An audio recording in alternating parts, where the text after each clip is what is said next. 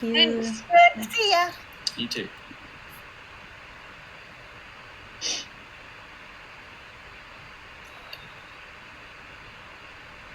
I like your background, Jenny. That would be my deck brick wall. It's a real one. I was telling Danielle, my parents called like 15 minutes before this and said, we're in Louisville, we're going to stop by. So I was like, well, you have to visit with Gunner because I'm going to be doing something. All right. So we are live and welcome back after lunch. We have an exciting lineup for you this afternoon. So let me hop on over to the schedule and let's show you what we have going on. That is Twitter. But however, if all of the awesome learning that you are experiencing today, please don't forget to tweet out and let us know what you are learning.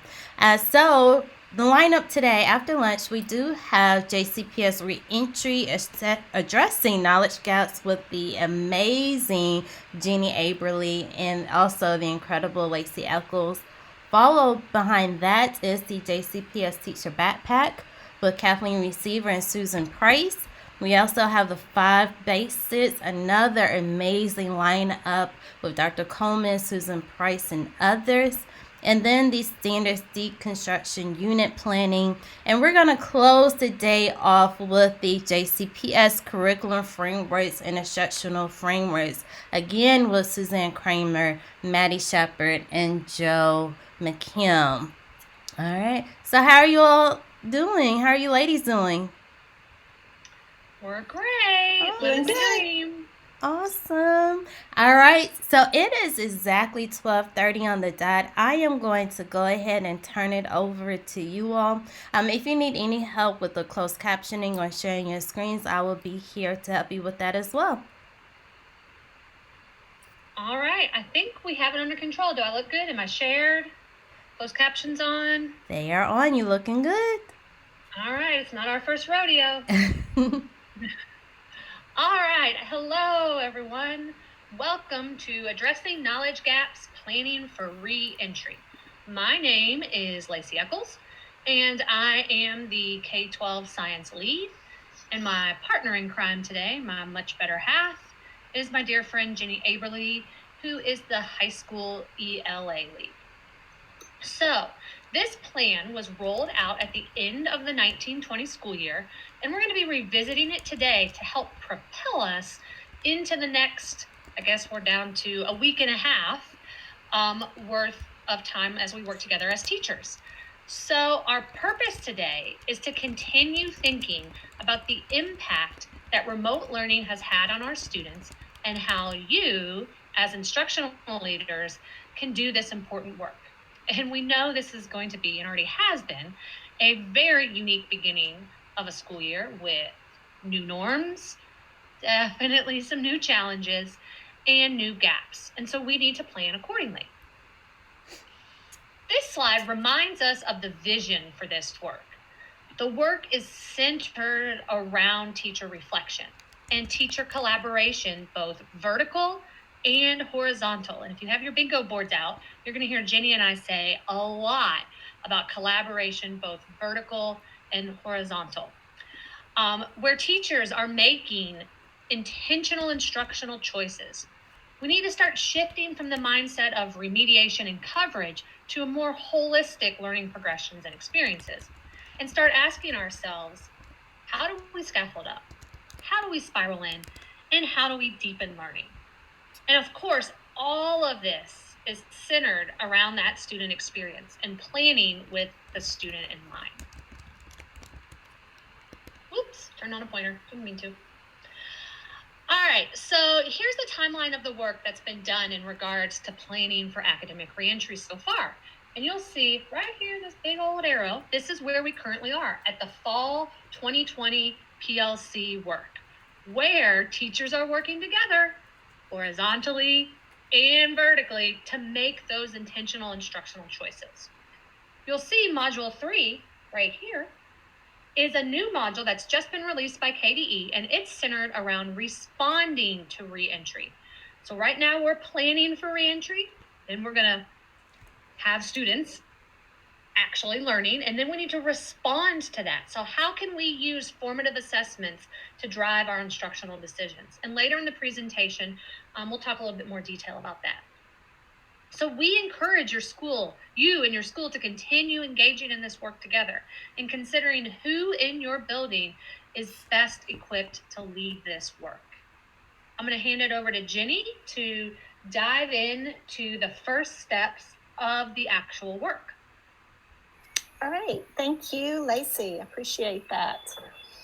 So we're going to talk now about Module 2, which are action steps that teachers should have taken over the summer and should actually be working on right now. In fact, I just spent my morning with a PLC and department at a high school working on some of these action items. So Module 2, action item 1 is where teachers would work independently, where they would reflect on standards, concepts, and learning opportunities from last school year. And they would identify where those gaps of learning are. Action item 2 is where PLCs begin to do the work over the next couple of weeks to plan and prepare for this year's instruction, as well as action item 3. And action item 2, those PLCs are going to get together and identify those opportunities where they can scaffold and spiral learning. They'll talk about essential standards. They'll talk about nice to knows and need to knows. And then action item 3 is all about planning for this school year. In doing action item 1, teachers will need to access some specific resources. There are links here in this presentation. They'll need the guidance documents that we're going to look at a little more closely in a minute, the JCPS curriculum framework, and the Kentucky Academic Standards documents. They also need to consider accessing and reaching out to district instructional leads, coaches, deeper learning resource teachers to help support them in this work. So let's take a little closer look at action item 1. This is the only step that teachers would complete individually. Teachers will want to use their instructional plans from the past school year to reflect on and complete the 3 columns in this document for action item 1. There will be variations on how teachers complete this table because we know that teachers' plans vary in how they reflect the variety of learners in their classrooms. But some considerations are to be as specific as possible and try to avoid listing broad concepts or just the standard coding, as it'll be important in communicating to PLCs with teachers and colleagues the specifics. I'm an English teacher, so I'm going to use argument as an example. If I taught argument last year, I shouldn't just list argument in any of these columns. I need to be more specific around that, around the concept, skills, and standard of argument. For example, things like claims, validity, reasoning, evidence, false statements, counterclaims. What parts of argument got taught and learned, and maybe what parts did not.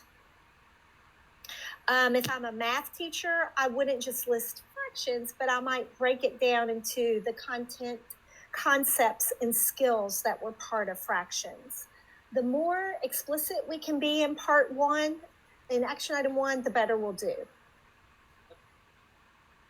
Action item 2, here's a quick overview. This is where PLCs are going to get together, and they're going to look at what they put together in action item 1. And they're going to identify what was pertinent learning and what was essential standards. Don't get hung up on the language of pertinent learning. It's just the nice to know versus the need to know. We are going to have to be very strategic this year about more of the need to knows, because the time is not going to be like it has been in the past, especially during NTI. And then with this table, a narrative is going to be really important for teachers to understand. In completing action item 2, there are a variety of resources teachers will want to access. On the next slide are links to those, and I'm going to talk you through a few of those. For example, in ELA, teachers will want to access the progressions page from the standards. Lacey, can you go to the next slide?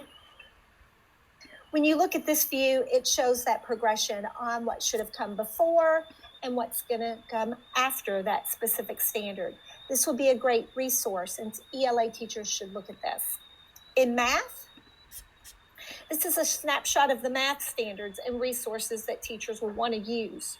When looking at the standards page from KDE, what we notice as we're talking about progressions or coherence statements is that there are standards listed in the mathematical practices, but under the clarifications column is where you'll see that coherence for math. In social studies, those progressions are listed in an appendix that can be accessed on a link in the frameworks. You can see by looking at that table of contents there for social studies that there's a lot in there, and it would be easier to look at progressions in a particular disciplinary strand or by grade level. Additionally, if you see the progression of standards per unit within the curriculum frameworks, that will lead you to specific inquiry and disciplinary standards. And then finally, for science, these progressions are explained through each of the 3 dimensions and can be located in the appendices of the standards and found on the curriculum frameworks. Something important to think about for science is that the concepts don't necessarily go from one grade to the next in a linear fashion. Students might see a concept in one year, but then not see that concept again in the next grade, but rather 2 grades ahead. So action item 2, this is where teachers will bring what they did in action item 1, and in those PLCs or those content teams, they'll come together and work through what each teacher listed in table 1 and analyze that for alignment to the Kentucky Academic Standards for their grade level. In PLCs, teachers can utilize the progression and coherence statements to determine where to begin addressing missed learning opportunities.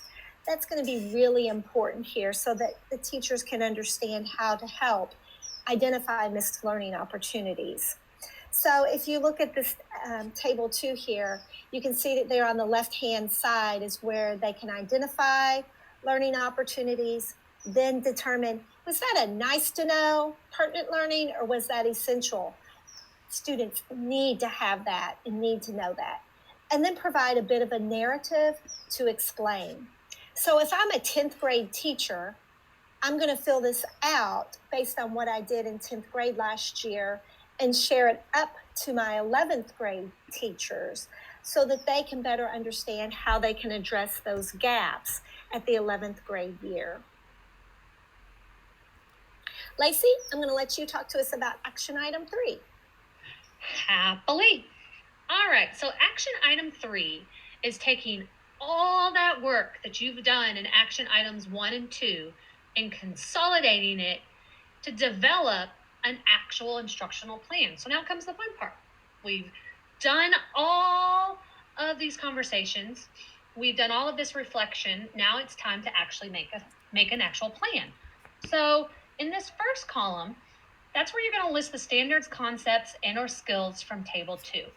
These are pulled down from those vertical conversations. So it's really a copy and a paste. In the second column, this is where you're going to include the current grade level standards, concepts, and or skills that need to be actually taught this year. So if I'm a 3rd grade teacher, I'm going to pull all of the standards that weren't able to be, or concepts or skills covered in 2nd grade. I'm going to pull those down from that vertical conversation and any additional notes that the 2nd grade teachers might have given me. And then I'm going to put all my 3rd grade standards right here in this box, so that between these 2 boxes is essentially my standards, concepts, and or skills that I need to cover in NTI 2.0 3rd grade. Then once you've listed those standards, concepts, and or skills and any notes that you have from table 2, you're ready to actually start making a plan in the bottom section of this document. And so as you start to make that plan, some considerations that we advise you to think about is, where might those missing standards, concepts, and or skills best fit? Should there be front loading? Should there be standalone units? Or even better, is there a way for us to embed some of them into some of our existing units? Or does it need to be kind of a combination of all three? And then, like Jenny mentioned earlier, thinking about where can you tighten up your existing instructional plan to make time for those missed opportunities. And so some considerations that will make this process a little easier is to create one master copy of this table for the whole PLC and content team. And remember that a PLC and team must come to consensus on any content, concepts, and or skills right here that are placed in table 3. And then we always want to be considering how can we integrate deeper learning opportunities and the success skills into our instructional plan. So once you've done this amazing job in PLCs in Module 2 to create that instructional plan, you'll be ready for Module 3. In Module 3 is where we're going to discuss how to use a variety of assessments to inform instructional decisions. And KDE has done a wonderful job at creating a 3-part video series about responding to reentry. So linked on this PowerPoint is a video, as well as the corresponding slide deck that goes with each part. You'll also notice right here in this blue box a link to the KDE Academic Reentry website that has a bunch of other useful tools that you might find beneficial as you begin responding to that reentry. And Lacey and Jeannie, we did have a question in the chat. And that question is, when teachers complete action item 1, do we focus on March to the end of the year, or are we going through the entire year? So action item 1, and Jenny, pop in if you have anything additional. Action item 1 is, there's 3 columns in action item 1. So we're focusing on the whole year. And it's really when you get to columns 2 and 3 where we're focused. So column 1 is what were you able to get to this year? Column 2 is around last year. Thank you, Jenny. Last year. Column 2 is what were you able to get to during NTI last year? And then column 3 is what could you not touch at all during NTI? So it's really a snapshot of the whole school year from the 1920 school year. Does that answer the question? I believe it does. Thank you. Awesome. Well, right.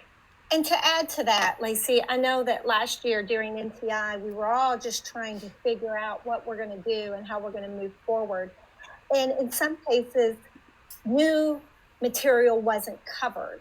So if new material wasn't covered from March to the end of the year in some schools or classrooms, then that's where that would leave room for a lot of gaps for things that weren't able to be taught. And then we have to make room to make sure that happens this year.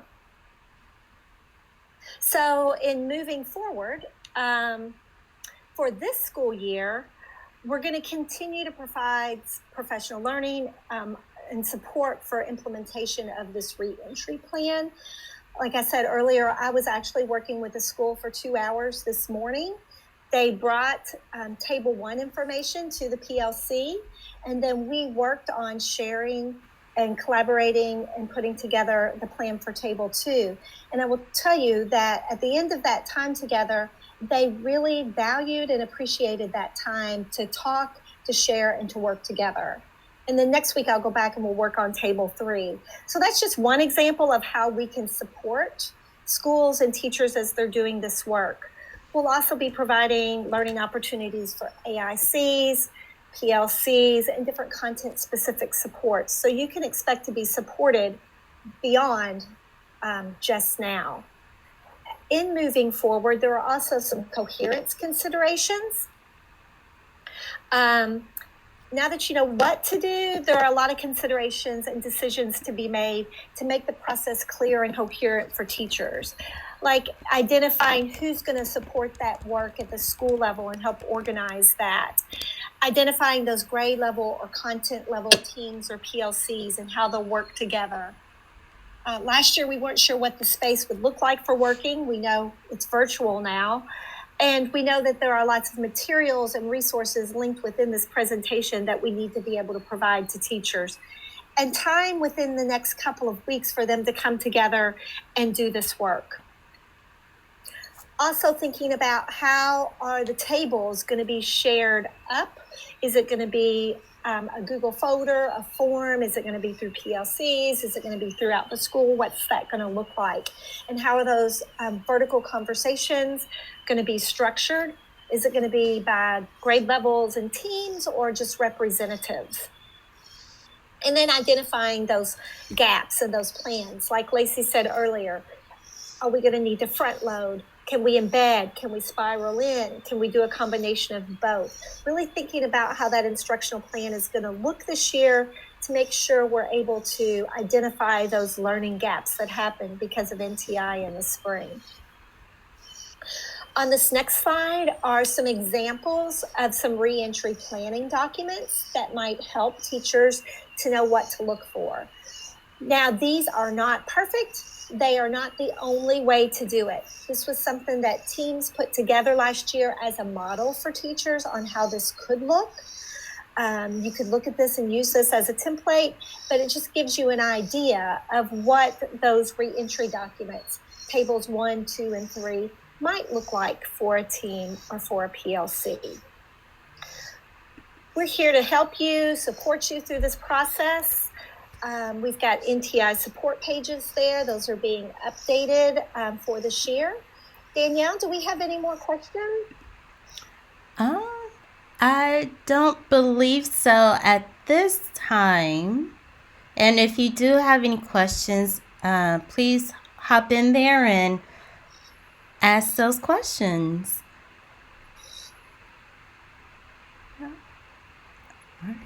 Well, thank you all. Thank you so much for a great presentation. I always love to see and hear you all present. You all always do a fabulous job.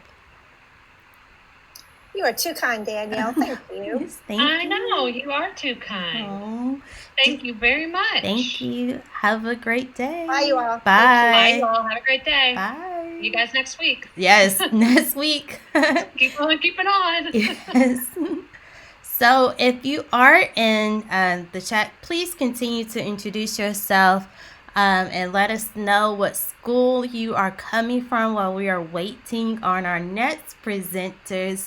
I do see a comment, once a lion is always a lion, and that is true dedication and commitment to Team Lassiter. So I see you, Lassiter, in the chat. You are really active in the chat, and I love seeing you all in the chat. So let's hop over to Twitter. Just as a reminder, everything that you are learning about today, please don't hesitate to tweet out so we can learn together as a community. Yes, I do see you, Roosevelt Perry, as well. You all are in the chat as well.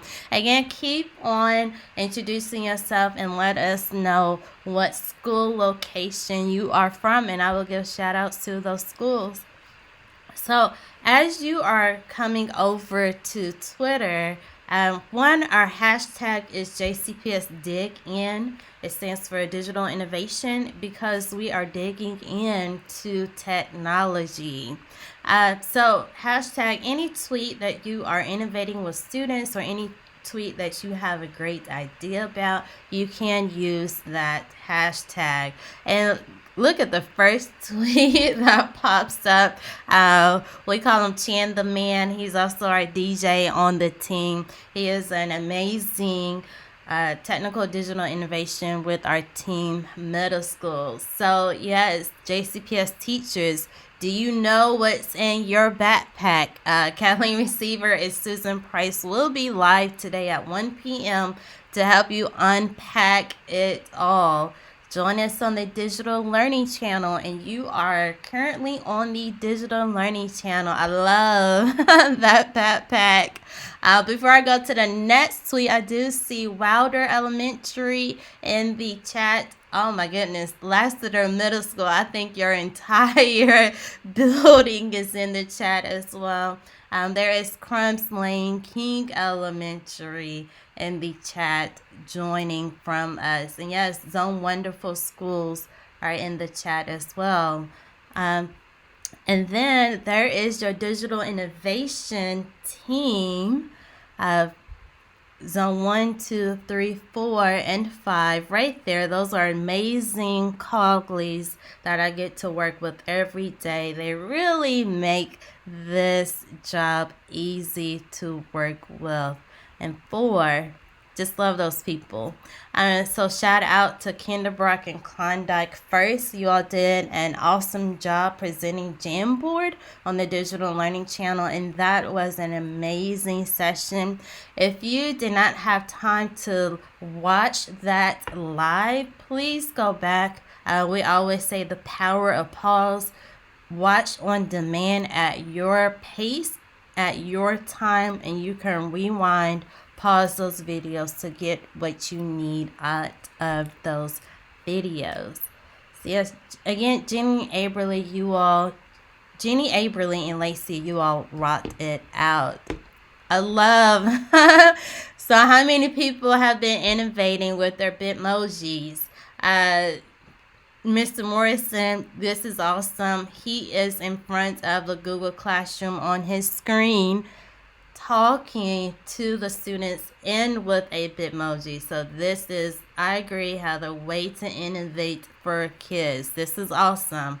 Let's make some magic. So if you have any cool ideas, any magic, please go to that hashtag and share on that hashtag so we can all learn from you.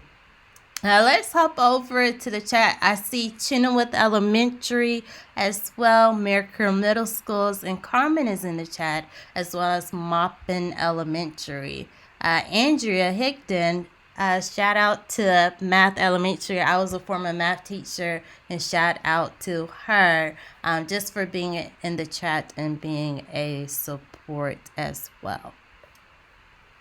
So Angelique, if you have not heard Read and Write, that is available to you for all teachers. That is an amazing literacy support tool, and they emphasize all learners, and I agree, all learners can use this tool too for their reading and for literacy support. Again, if you did not have time to watch that episode, Kathleen Receiver and Rebecca Reynolds, they did an amazing job on their session, and they went through how to use Read and Write and text help.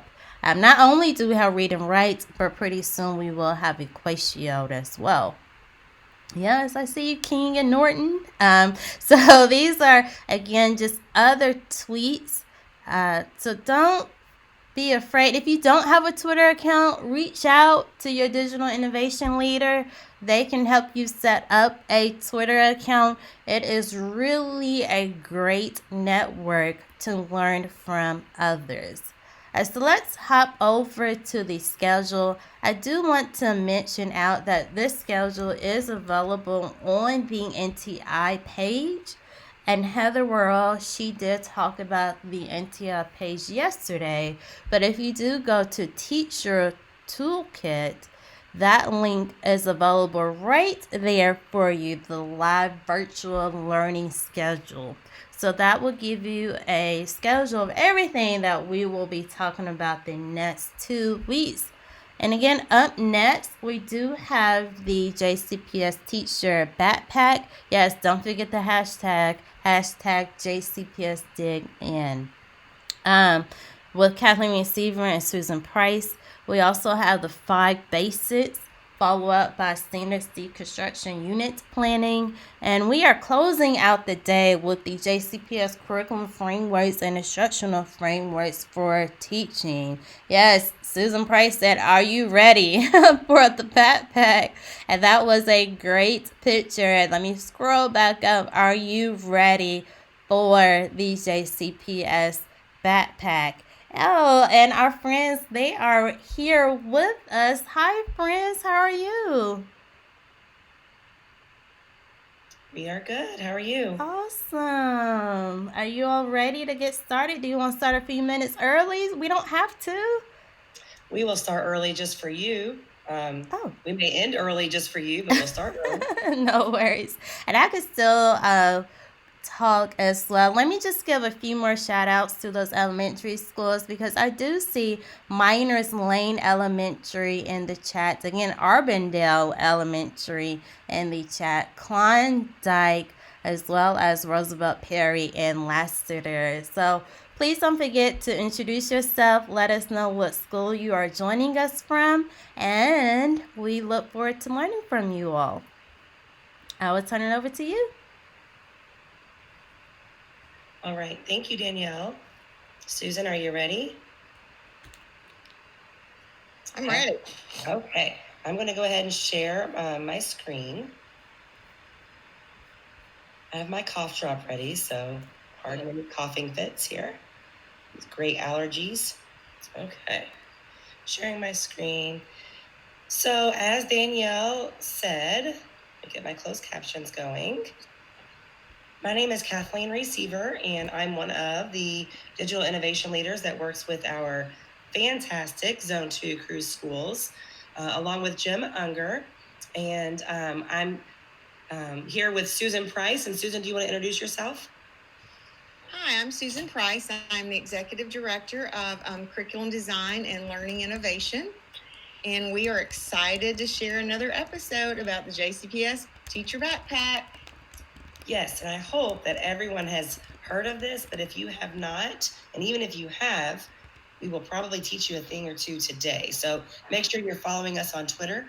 I know Danielle was just talking about that, but our Twitter handles are below. And also, if you go to the virtual schedule, this presentation is linked there too, so you can find them there also.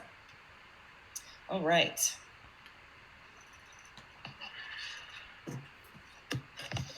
So a couple years ago, when Dr. Coleman came on board, she was looking at our website and looking for curriculum. And so she was clicking and clicking and clicking and clicking and clicking some more until she finally found what she needed. So the JCPS Backpack is really a collaboration with Dr. Coleman and her bright idea of, hey, let's put everything in one place for teachers. So the purpose of our teacher backpack is to provide foundational resources that are essential for teachers at each grade level and course in one place. Of course, it is not intended to include every resource a teacher might use, but instead those that every teacher should use at a minimum. So we hope that as we go into the backpack today, you will see that you can go to the JCPS backpack rather than Teachers Pay Teachers or Pinterest, because we have everything you need in this teacher backpack.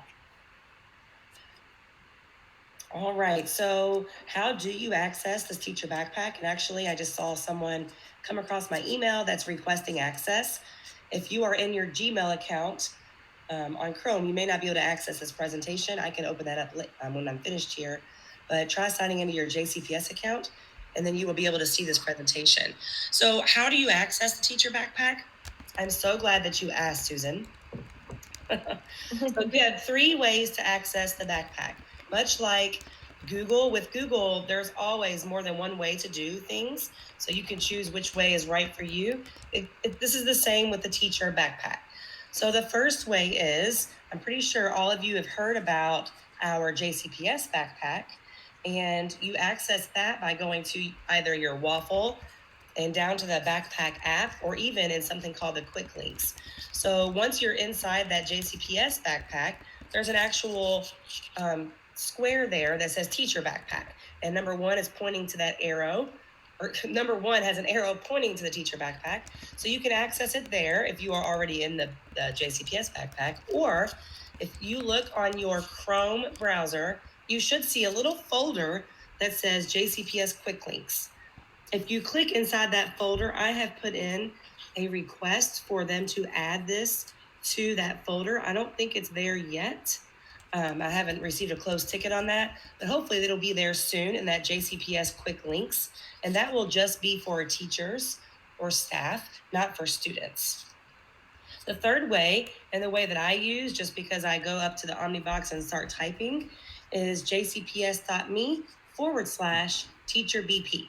So pick a way that you like and that's easy for you.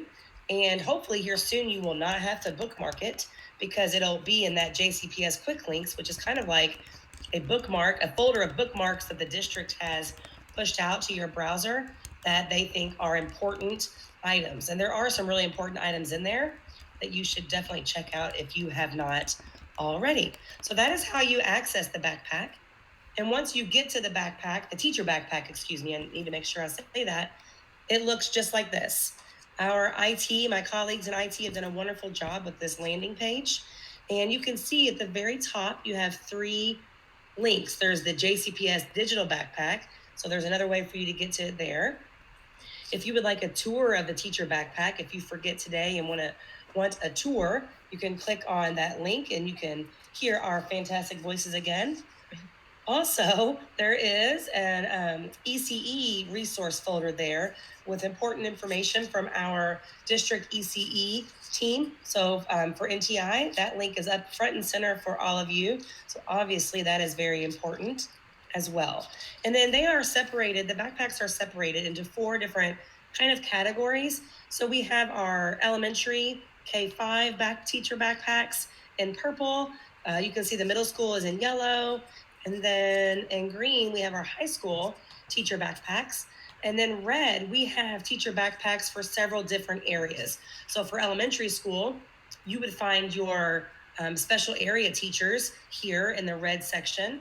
Also, ECE backpack and ESL backpack, as well as a library backpack. So those are there. And then you have your career and tech ed. So for our high school teachers that teach in the career and tech education, you can find a backpack for you there. And Susan will talk more about these individually here in a moment. And one other thing that I really want to point out on this page, Susan and I did this presentation on Monday, and I've received several requests or feedback from the feedback button. So at the very bottom, I put a purple square around it. It's kind of small. You can click on that feedback link and it'll take you to a Google form where we ask you, how can we make it better? We also have a principal backpack. If there are any principals here today, shout out to you for all your hard work, and go ahead and tell us where you're from in the chat, what school you're representing. Hopefully some Zone 2 Cruise schools there. But anyways, you're going to say, I'm giving feedback for the teacher backpack, and then tell us what you think we can do to make it better. Some people want us to respond. And if you do want us to respond, go ahead and give us your name or your email address so we can do that. But it is, that's up to you. You do not have to do that. And then once you click inside, like for the first grade backpack, this is what you will see. So Susan, do you want to talk about this page for us? Absolutely, then we'll go live. So you can see each grade level has their own, they'll have a landing page and then the page that has these 6 boxes. So the 6 boxes, in the first box, there's curriculum and instruction. And in the curriculum and instruction box, you will find the curriculum frameworks, the instructional frameworks. There are videos in there for you to use on how to use the frameworks. There's a new standards deconstruction and unit planning tool. And I think we're going to have Suzanne Kramer and Ryan New this afternoon talking about that new tool. Also in curriculum and instruction, there are assignment review protocols for ELA, math, science, and social studies.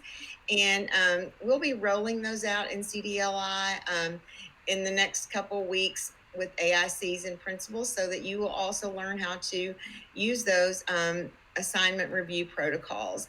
Our second box is our assessment box. In the assessment box, you find the assessment landscape page. On the assessment landscape page, it will just show you different types of assessments and describe those assessments. There's also a link for MAP goal setting. And then every year we have a MAP implementation guide. And so the 2020 MAP implementation guide is there. And it also has the training materials from August that in the appendix, as well as some tips for remote testing. Just some other resources for assessment. The Design in 5 with Solution Tree. There's project-based learning type assessments.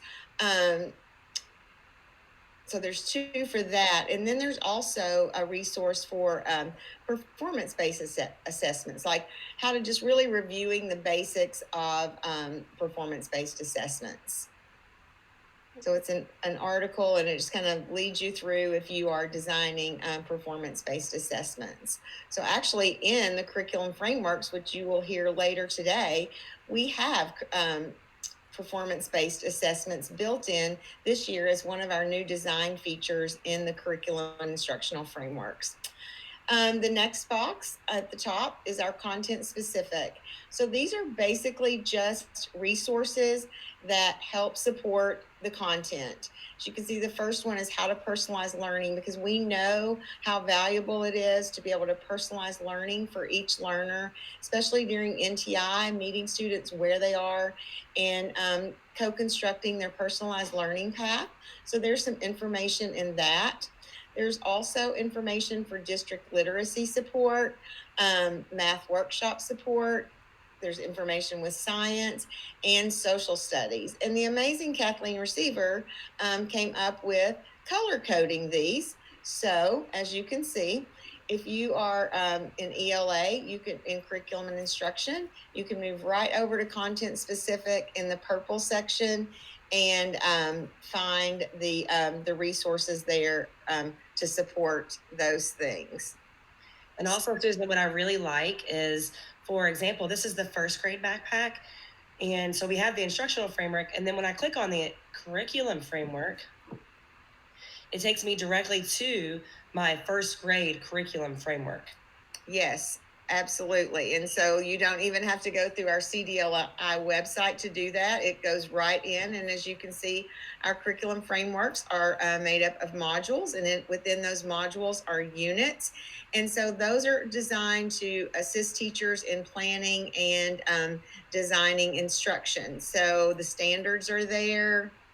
Our compelling questions are there, just related resources. So just a lot of resources for teachers to use when designing instruction. So when you click on that, and here's the elementary framework, and the elementary framework is the how. So the curriculum frameworks are the what, and the instructional frameworks are the how. How do we design our learning experiences for students? So in elementary literacy, we use the workshop model. So this is just a guide for that.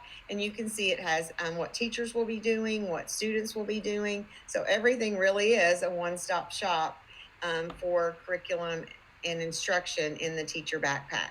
And I'm so jealous. When I was in the classroom just 4 years ago, 4 short years ago, I wish I would have had this resource all together in one place for me. And really, especially when I started teaching, it would have been great. So make sure you are definitely using these resources. Absolutely. The next we're going to start with the bottom row now. So the first box is our backpack resources. I know everyone has heard of our JCPS backpack. So some resources that are there are copy of the new normal, our JCPS Backpack of Success Skills website. There's the quality work protocol, which we'll be talking a little bit more in our next session with Dr. Coleman. And there's our performance outcomes. There's information for defenses. There's information if you're, just really like within your grade level, if you're not, one of the transition grades and you're like, I think I'm going to start defenses with my kids this year, even if I am a first grade teacher. Well, there are some really good resources that you can use for backpack artifacts. The next section has been designed by our wonderful friends in DEP, and they have provided a lot of resources to ensure that we are in line with our racial equity policy for JCPS. That section begins with the equity framework. There's the R tool. And so there's really, this one pager is a great guide for how you would use the R tool during NTI. I think Kathleen's pulling that up. So and then you can actually click into that. And these are our resource teachers within DEP, and they are so helpful and would be certainly anxious to help you guys go through the R tool when you are looking at designing learning experiences for your students. So once again, there are the contacts right there for you. Great one-stop shop to while you're looking at these resources, you can contact them to see how they can help you with your lesson planning. Yes. So then the last box, that is guiding resources across all categories. And so there's just information in there. There's information about our JCPS 6 systems, the blueprint for that. Our 4P planning template that teachers can use when they are planning and designing instruction using backwards design. We have information about our MTSS handbook, our MTSS toolkits for engagement. There are plans for student acceleration. So if you are planning for student acceleration, there are some essentials that you should be thinking about when you're planning for that. We also have our gifted resources. The standards are actually in the guiding resources across all categories because we felt like, we didn't want to just put those in curriculum and instruction because they're guiding across. We have the PLC framework, student support and intervention handbooks. We have our SPP&G, which is our guidance for grading. We have our WEDA standards. Of course, there's a link directly to this wonderful JCPS digital learning channel. And then there's a handbook that's currently being updated that has all of our district support teams. So if you are like, I just need someone to help me with something with the MTSS toolkits, then you can click this and you can see that on the second page, here are all the different departments that are represented in that and the work that that we represent and support. So this is just a great resource for you to use if you were just, have a question about something that you need, answers or more information about. There's a video embedded in this as well that just kind of gives you an overview of the handbook. But we are currently updating this to reflect our new teams for 2021. And I think this is really important too, Susan, because I know our district is so large. And so I've been a classroom teacher, I've been in the schools, and then now at the district level, I may know a lot of these people from different meetings, but many times most of our schools may not know who these people are. So this is a really important tool for you to have at your fingertips to be able to contact those different leaders in the district. And that's what we are here for, is to help you. So you can help the students. So please look at this, like she said, and bookmark that if you want, so you'll have a great resource. I mean, I think as a new teacher, that would have been so valuable to me. Well, probably it would be valuable to me as an old teacher, but, just to have that at my hands. And Kathleen is going to reveal our newest resource in guiding resources across all categories. So, Kathleen, do you want to show us the JCPS.me NTI? I sure will. Our newest entry, probably as of about 15 minutes ago. I think so. And also, I do want to mention before I pull this up that when you're looking at the backpacks, maybe you look at this first grade backpack and then you go and look at the library backpack, for example. The library backpack will have the same information across the bottom three than the first grade. So the main things that are different across the backpacks are going to be that curriculum instruction box and the content specific, because Susan's team members are going in and updating these content specific links depending on the grade level backpack that they are choosing. So just to let you know that those two boxes will change throughout the other backpacks. So Heather, could you? Oh, Heather, I'm sorry. Kathleen, one and the same. I have all of my digital innovation leaders all mixed up today. Did you click on the NTI teacher toolkit? Yep, I sure can. Because I know last I'm Monday, sorry. Yeah, Monday and yesterday, teachers were asking about different resources for teachers to use. So you can see that several of our resources are there, including the teacher backpack. All right, yep, so we have this information here. So for the teacher toolkit, we have our core tools that you've probably heard yesterday, the JCPS Digital Innovation Leaders talk about on the channel yesterday. Those are all right here. And then we have linked up different videos, and we are going to link up even more resources for that. So a bunch of information here for NTI.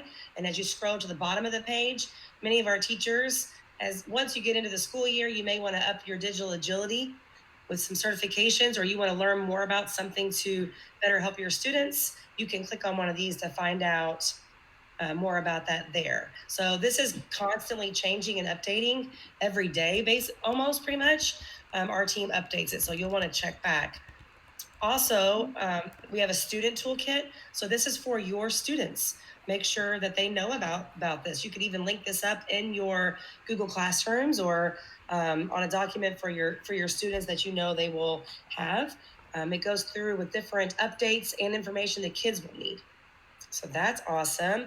And really, and most importantly too, are our families. So for our parents, or excuse me, our for the community and those who are taking care of our children, this is the Family and Community Resource Toolkit that our family and community engagement team is working so hard to build. And they've done an awesome job of adding all of these great resources for our family and community.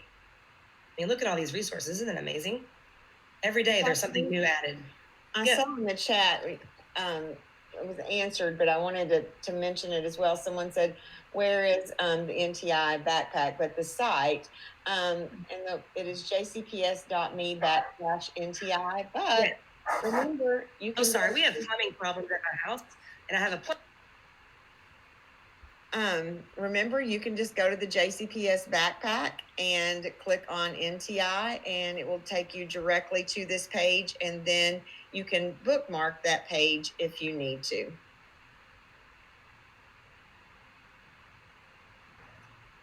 Yes, sorry about that. Go into my daughter's room away from the barking dog and plumber. Okay. Real world problems here. All right, so that's a great question. The jcps.me/NTI. So that is the website there. And I'm going to go ahead and close out of that. Let's go back to our presentation. So also, along with the backpack, we kind of went through the first grade teacher backpack, which will look similar for K through 12. And the last one is just a screenshot or an example of the career and tech ed. So I'm going to go live here. The teacher backpack. And over on the left side, I'm going to click on the career and technical education. And this backpack is broken up into all the different types of career in tech ed. So if you are an IT teacher or media arts, you can just click on your whatever it is you are teaching, and it will take you straight to your teacher backpack. And as you can see, some of the resources in here look a little bit different than the K-12. So they are made just for those media arts teachers. Monday, we had someone ask about the IT backpack. And one thing that I am going to add to this is the new Kentucky technology standards. Those haven't been added in yet, but I will do that in case anyone is wondering. So that's the career and tech ed backpack. Susan, did you want me to talk about any of these others? No, I think we're good. Okay. Well, let me talk about we have a few minutes. We have like 8 minutes. We don't want to leave Danielle hanging here. Right. How did we finish so early this time? We are getting really good at this. So because we live it, we breathe it, we sleep it, we talk about it at midnight, almost 2 or 3 nights a week. So, this is just our thing. It is. So the STEM teacher backpack, if you are a K-5 STEM teacher, or even if you do not teach STEM in K-5 or middle or high school, this is a really good place for you to go to look. We have different resources for curriculum, such as code.org lessons, Apple Learn to Code lessons, and Swift, as well as the Kentucky academic standards for science and technology and engineering. So these can be incorporated into your lessons now in your virtual platform. Just because it's in the STEM backpack doesn't mean you can't use those with your reading and math and science lessons to make them more engaging and fun for your kids. Oh, Kathleen, I just saw the amazing Dr. Coleman pop in. And Dr. Coleman, we were giving you all the credit this morning for coming up with the teacher backpack so that people didn't have to click, click, click. So is there anything you'd like to add about the teacher backpack? We are just so proud of the teacher backpack. This has just been an amazing collaboration with all of our departments and JCPS to provide the best resources we can for teachers. So if you can't find it in the teacher backpack, you need to reach out to us, because we will make sure that if there's a key element that's missing, we will put it in there, because we are always looking at it, reviewing it. Kathleen and I, most nights about midnight, we're laying there like looking and reviewing. So, but seriously, we are super proud of our teacher backpack, and we hope that it meets the needs of all teachers. Dr. Coleman, would you like to end us out? Yeah, so gosh, you all are the dynamic duo with the teacher backpack. It was so nice that I had the idea and you all brought it to life. I had no idea how to do that. But what I knew was that I lost patience really quickly just trying to find things on the website and on, and even when you could find things easily, everything wasn't in one spot. And so I just like for things to be simple and clear.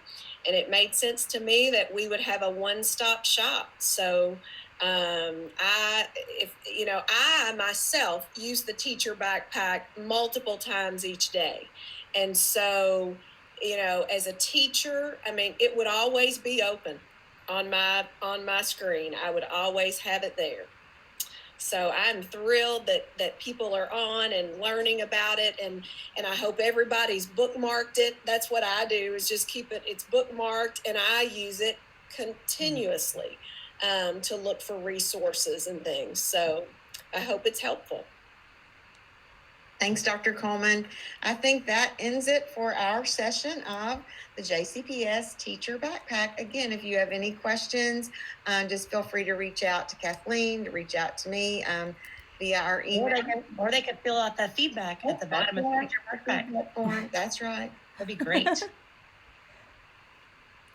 All right, thank you, Danielle. Sorry, we finished a little bit early, Dr. Coleman, for the next group I think that's coming up, but that might be you, Susan. Is it you and Dr. Coleman and Andrea? Yes, and Suzanne Kramer. You are just a rock star today. Yeah. And thank you all so much. That was a great presentation, and we do have a couple more minutes, and while I am running this, I do love to give shout out to schools. I realize that we do have a principal in the chat, Miss Desiree Bush from McFerrin Elementary. So thank you for joining the chat, and shout out to you, Miss Bush, or I usually call her Desi. We do have Rutherford in the chat, as well as Blake. So let's hop over to the schedule to see what's coming up next. And what is coming up next is the 5 Basics with the amazing Dr. Carmen Coleman, Susan Price, Suzanne Kramer, and Andrea Higdon. That is an episode for sure that you do not want to miss. Follow behind that is the Standards Deconstruction Unit Planning. Again, with Ryan New and Suzanne Kramer, and then we're ending it out with the JCPS Curriculum Frameworks and Instructional Frameworks session as well.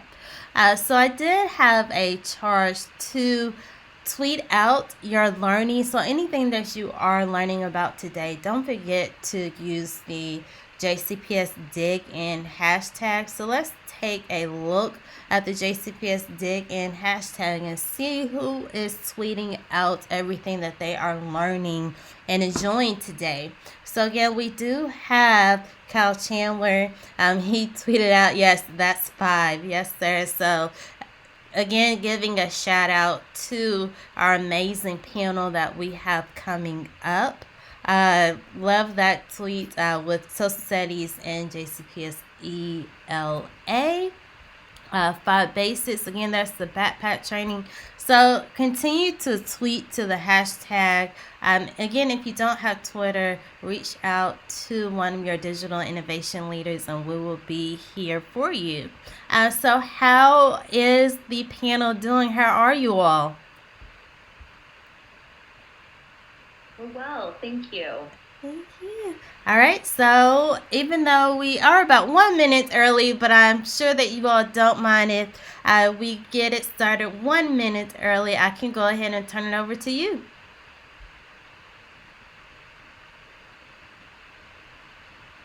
All right. Well, thank you, Danielle. It's great to see everybody today on the channel. Gosh, we've had a great number of viewers today. I've seen like numbers in the 800 and 900s. Yes. That's awesome. There's even 1,200 in the morning. So 1,200, Wow. 1,300. Yes. That is fantastic. We are so lucky to have this channel. I just want to thank you and your team, Danielle, again. It has just given us a great structure in place for learning. So it's our pleasure. Well, yeah. So today we are going to talk about in this session what we are calling 5 basics for teaching and learning in JCPS. So are you, I can't tell from my view. Looks like Suzanne is sharing her screen. Yes, you're good to go. Awesome. Okay. So, you know, I think everyone knows in the district, or I hope they do, that we have 3 pillars, and then we have what we call 6 systems. And within the 6 systems are the processes and resources that we're going to talk about today. And these all take place in the PLC cycle of work. That doesn't mean a teacher can't do C cycle. So the 5 basics that every teacher just needs to know, and needs to know that we as a district have identified these as kind of our go-tos. Well, I'm going to wait. I'm going to go on to the questions before we talk about what each one of these are. So you can go to the next slide.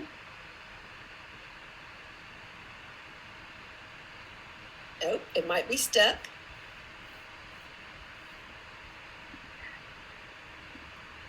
You're breaking up a little bit for me, Susan and Andrea, Danielle. She's fine on my end. Okay. But you can go to the next slide. Okay. All right, so here are the questions. And so we originally did this session for principals. And so, I asked them, how do your teachers answer these questions? But for many of you on today, you are teachers, and we are so glad you are teachers here. And I want you to think about how you would answer these questions. So 1, how do you decide what to teach and how? 2, how do you deconstruct standards, and how do you combine standards to create units? 3, where can you find information about different types of assessments, their purposes, and examples of each? And where can you find assessments that are already aligned to the standards and are ready to use? 4, how do you know the tasks you create for students are on grade level and aligned with standards? And 5, how do you know that the products you ask students to create are the quality they need to be? And then finally, where can you find all of the resources you would need to answer those questions. And I will tell you, the answer to that is in the teacher backpack. If you were just with us for that session, all the answers to each of these questions are there. So in our district, we have some key resources that we are recommending that all teachers use. And that's what you'll find in the teacher backpack. And these 5 are just some really basic things that you need to know. So do you want to talk about what those are, Susan? I think I turn it over to you. Okay. Suzanne, if you'll go back one slide, please, the first slide.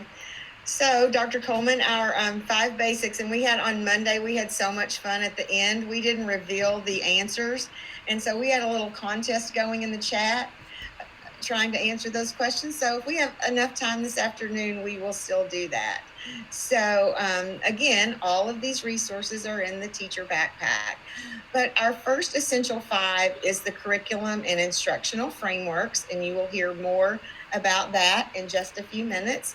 Our standards deconstruction and unit planning tool, our assessment landscape page, our assignment review protocol, and then our quality work protocol.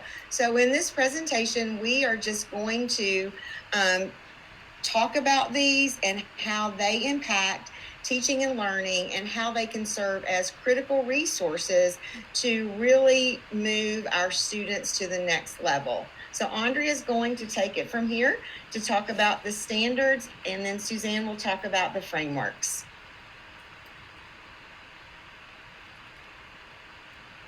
So each of our frameworks begins with the Kentucky Academic Standards and Practices.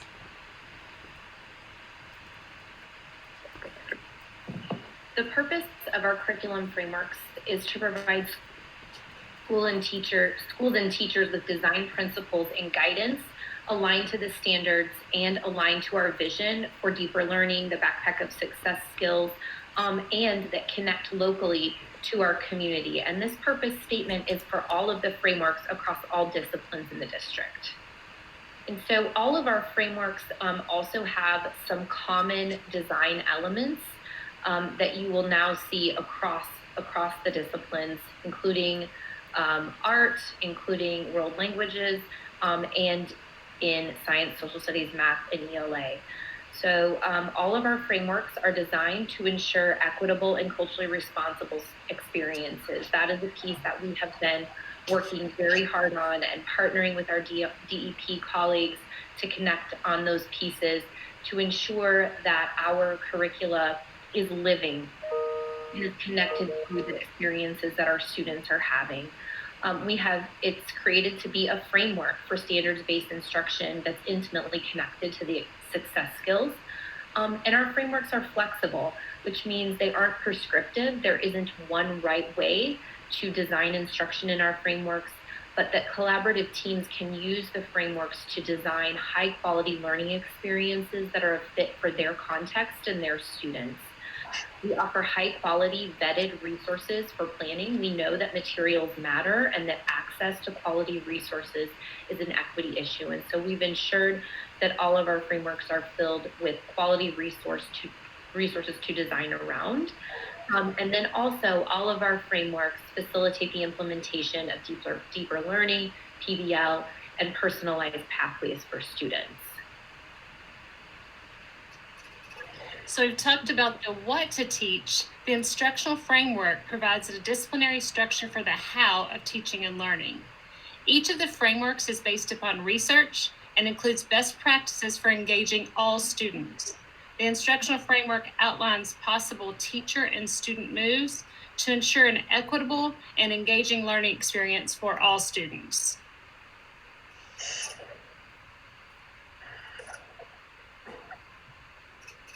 Displayed are 2 examples of the instructional framework. You'll see the elementary math and you'll see the secondary ELA.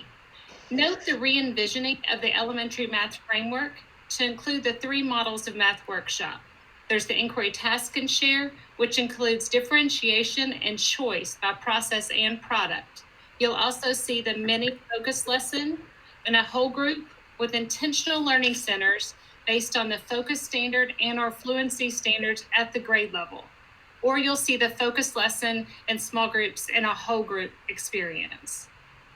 But the focus is grade level standards and scaffolding up for all students.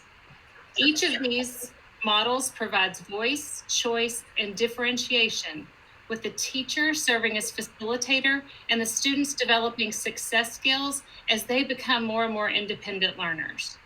There's also additional clarification with the number sense routines. There are links to provide clarity and support across all of our classrooms. In the upcoming weeks, our team will be providing high-quality professional learning on executing the elements of workshop across all content areas in the virtual environment. Thanks, Andrea. On the right, you'll see the ELA workshop framework for secondary, and you'll notice that the opening activity, the guide and engage, the explore and apply, and the closure, you'll see those pieces reflected across all disciplines and all levels in our instructional frameworks. And like Andrea said, in NTI, we've had to reimagine a bit instruction as bound by bells and bound by time. And so we're going to be providing some professional learning on how to conceptualize these essential practices and quality workshop instruction over time in a digital setting.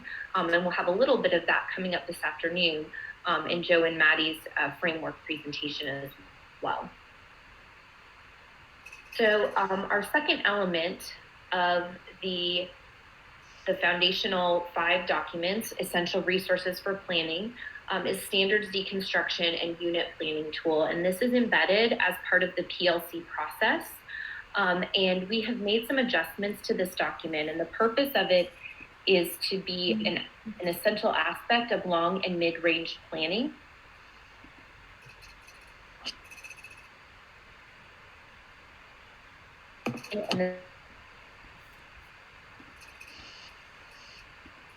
Suzanne, I think you're going in and out.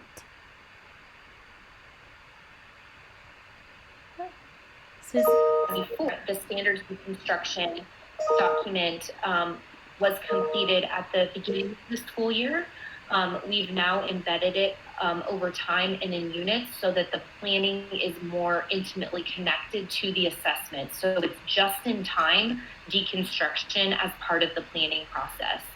And we've embedded in the document questions that are very similar to the previous document, but that connect more to the type of design that we're looking for.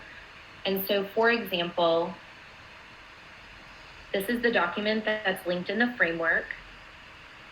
We begin with standards, just like we did in this presentation, and our frameworks. And then we begin with performance, where we're bundling those tasks together in performance, and then identifying the success criteria, and then deconstructing the standards to think about where those concepts and understandings come together as they relate to this performance up at the top. So we hope that this document prioritizes the kind of design and Suzanne, I think we're losing you there. Her mic may have stopped.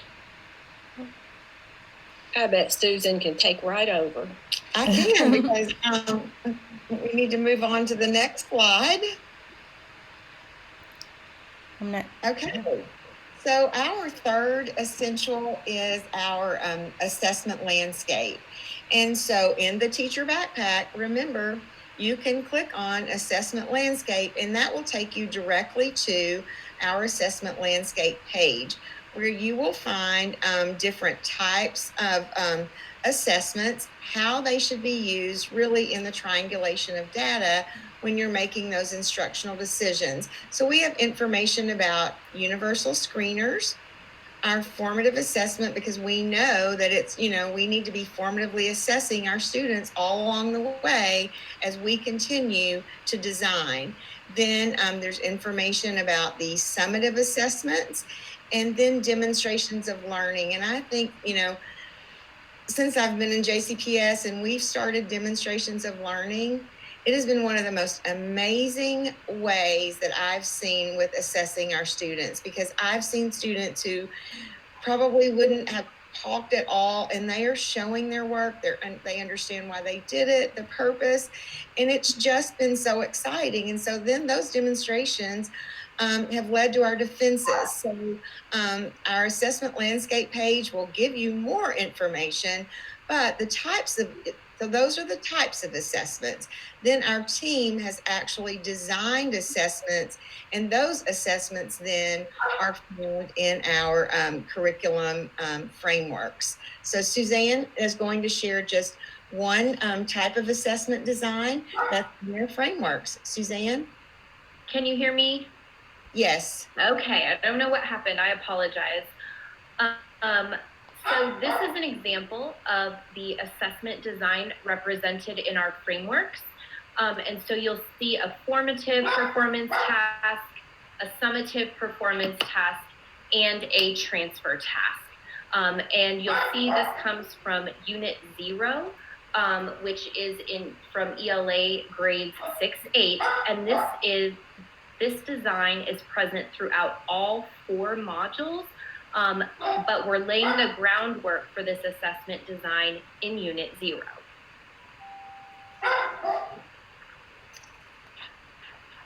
So our 4th essential is our TNTP assignment protocol.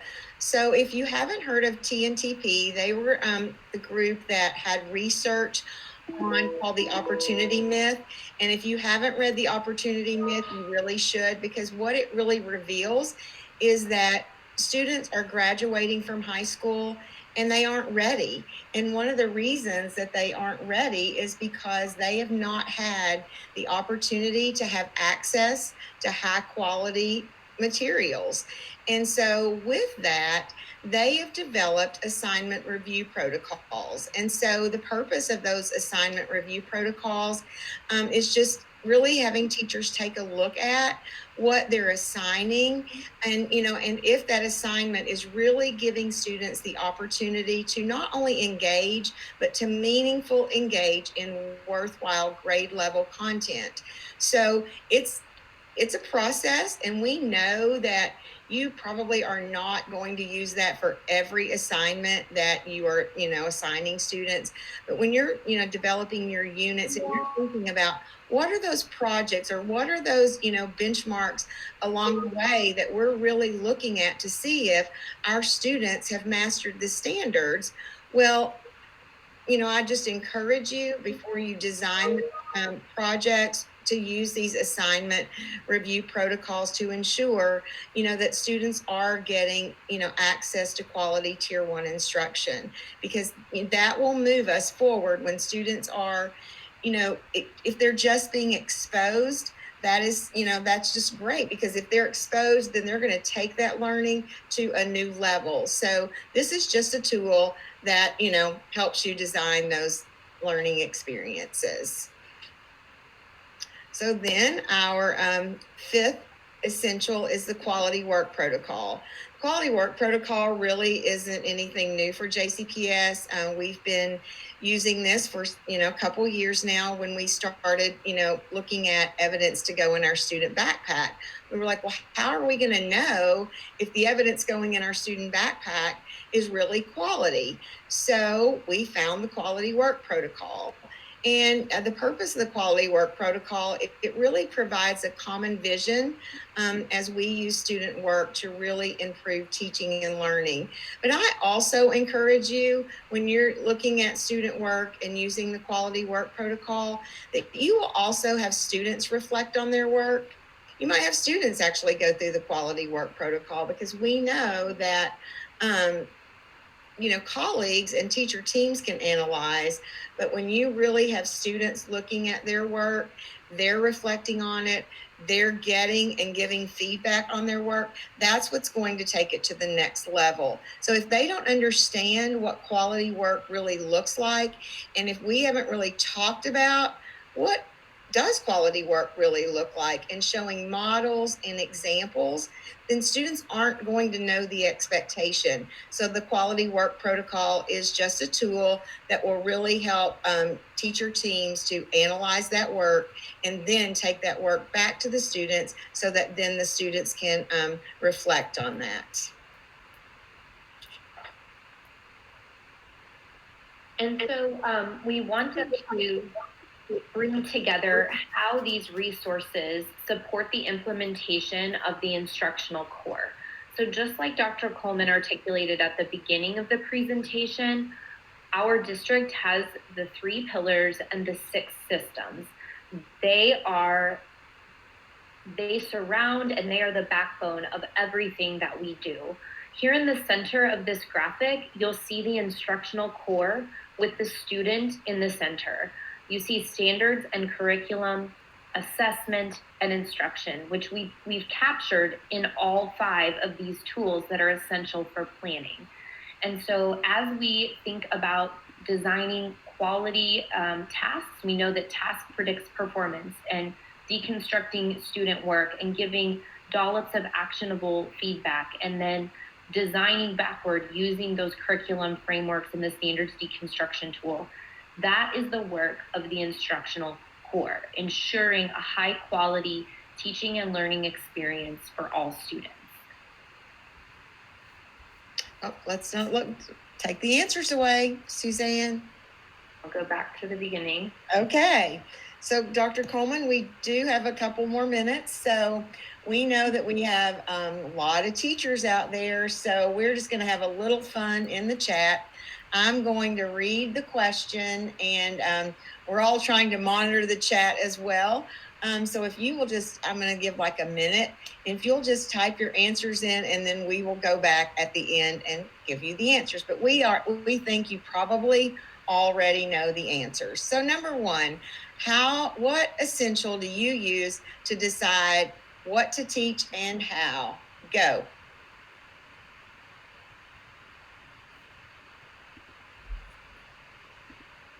Type your answers in the chat.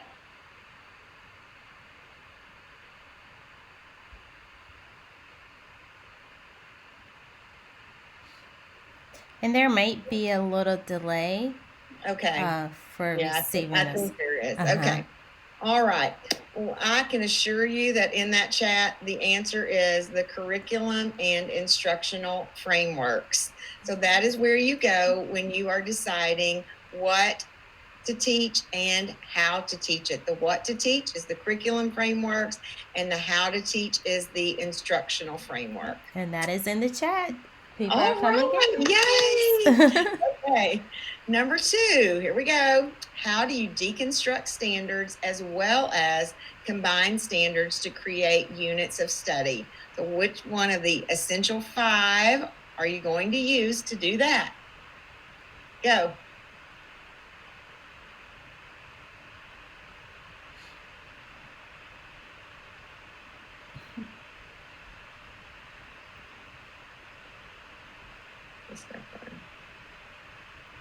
That's right. You use the standards, deconstruction, and unit planning tool, and that is in the teacher backpack. So Suzanne talked about how to use the standards deconstruction tool to combine those units and create those units of study. So when you click on that, that's in the curriculum and instruction portion of the teacher backpack. It will lead you directly through that process. So question 3 is a little tricky. So where can you find information in different types of assessments, their purposes, and examples, and assessments aligned to standards ready to use? So which one of our essentials are you going to use for that one? Oh, I see an answer.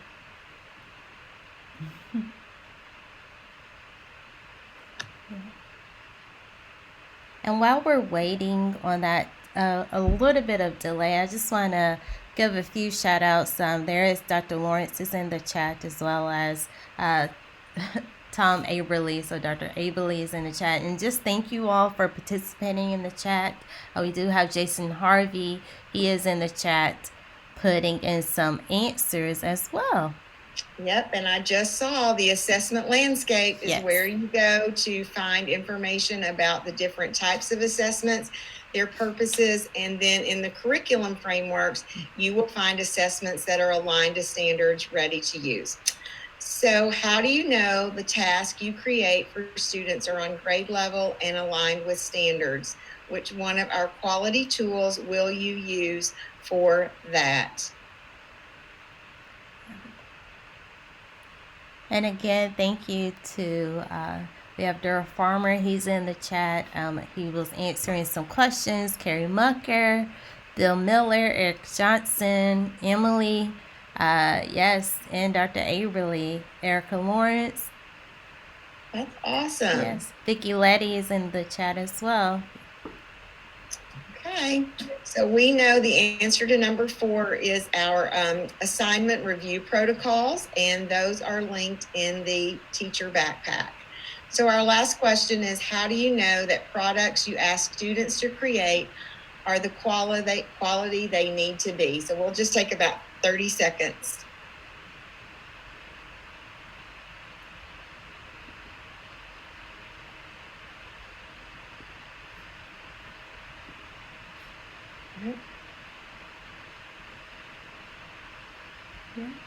I mean, we even had someone on the last one say T&T assignment review, so that's awesome. Yep, someone did. April, she said TNTP assignment tool. Yes. So the answer, I'm seeing tons of quality work protocols. Absolutely. Yep. So yes, that is the answer to 5. We use the quality work protocol to know that the products we are asking our students to create are the quality they need to be. And you can find all of these resources, everybody at once, in the teacher backpack. So Dr. Coleman, would you like to wrap it up for us? I am so excited about all these answers in the chat. I'm seeing them. Good job, Tom Aberley. You got that right too. Very good. Look, Dr. Polio's here. He answered correctly. Oh, we're so proud of him. That's good. Yes. Hi, Dr. Polio. How are you? Yeah. How's everybody doing? How many we got on here? We have right now. Right now we have 251. I'm refreshing 256 right now. I know this morning we kind of have 1,300 people in the chat watching, so that is exciting. It's awesome. Yes. Awesome. Thanks for everybody's work. I appreciate your hard work. So Dr. Coleman, we know now that when we walk in schools and teachers are asked the questions about what are the essentials that you use to for teaching and learning, we know they're going to know the answers now. That's exactly right. That's exactly right. Thank you all so much. Great work, and I'll see you on another session. Yes. Okay. Thank you. Okay, Bye. Thank you all. Thank you. All right, so we do have a little bit more. Hey, you never know who may show up during one of our live episodes. So that was just amazing. And yes, keep it coming. Oh, okay. So let me go over to the schedule for us. So we just wrapped up the 5 basics.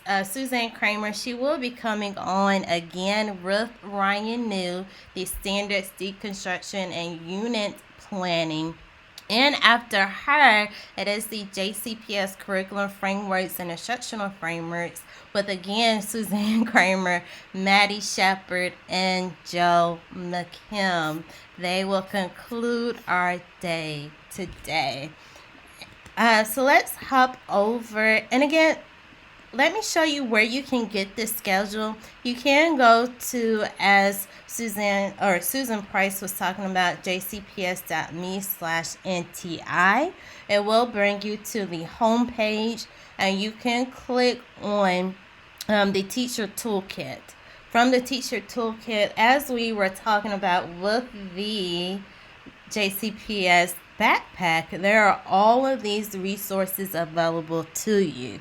You do have your core NTI 2.0 curriculum and instructional tools, as well as your digital tools as well. But the top link, that is the live virtual learning schedule. This is where you can access all of the presentations that will be happening today and has happened this week. So you can click on the blue highlights, and there you can access the presentations for you.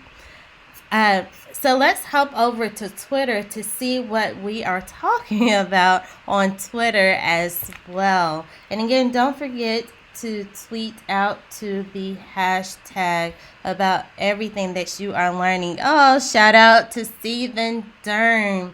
That is a major award. He is a master screencaster. So as you are making your Screencastify videos, you can become a master screencaster. And if you missed that episode yesterday, Stephen Derman, we did talk about how every single teacher in JCPS, or every single employee in JCPS, has unlimited access to Screencastify. And we do want to thank JCPS for providing us with that unlimited access.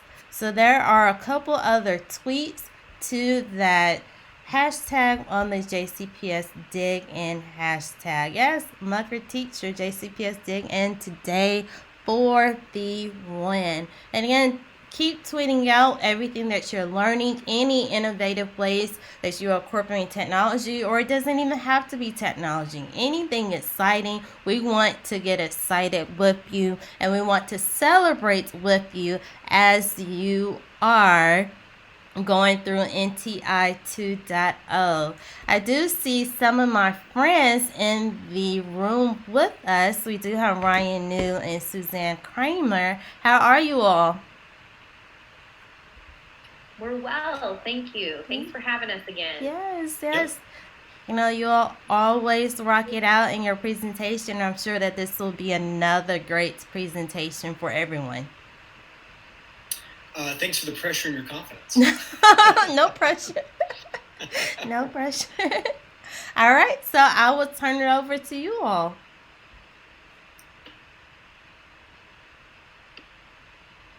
All right, I think that Suzanne is going to share her screen there. She might be a little bit frozen. I know that typically in these situations she shares before I do because my internet is so spotty for some reason.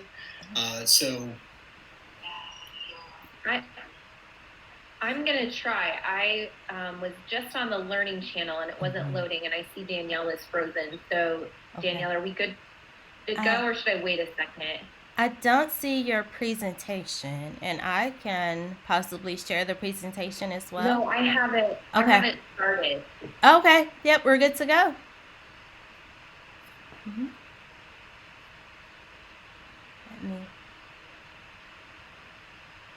Yep.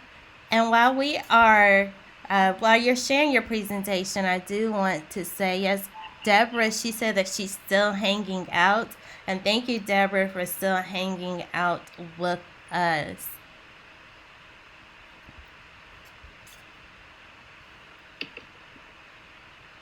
Yep. Right. I think we are ready to go. Yes, we are ready. All right. So standards deconstruction and unit planning is a part of those essential 5 resources that we talked about in our last presentation. And this work and this document has been reimagined recently to more deeply and clearly align to the type of instruction and thinking and planning that we're asking teachers to do as part of our vision for deeper learning and quality curricular and instructional design. And so this graphic really nicely pulls together the way in which the system, culture, climate, equity, deeper learning, and the instructional core come together in JCPS. And so in the center, you'll see the student. Of course, as we move toward deeper and more personalized learning, and a more anti-racist pedagogy. Students and their lived experiences are the center of the instructional core and the center of our curriculum choices. And so around the outside, you'll see the elements of the instructional core, standards and curriculum assessment and instruction. After this session, we'll be sharing a little bit about the curriculum and instructional frameworks, and kind of a deep dive into that NTI. But this session is focused on standards and deconstruction as they connect to the rest of the instructional core. And so again, you'll see here on this screen the 5 basics for instructional design across the bottom. And we are living right here during this presentation to give you a little bit deeper dive into this new document and how it can work in your collaborative teams. And so again, we are able to answer these questions using those 5 items: the curriculum and instructional framework, standards, deconstruction, assessment, landscape, assignment review, and quality work. Answer these questions. And all of these resources can be found in the teacher backpack. So our curriculum frameworks are designed around the Kentucky academic standards and practices. And so today, we're going to dig into the standards deconstruction and planning document as a part of long and mid-range planning that makes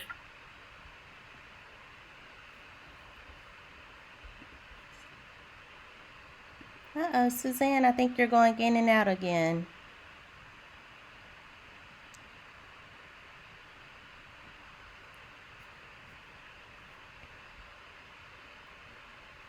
Suzanne, can you hear us? I think. I can hear you. Okay. And you sound great now. It sounds great right now. So you can continue.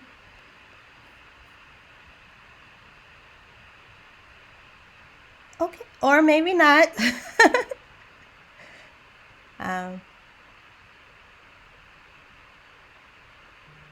Ryan, do you want to take over?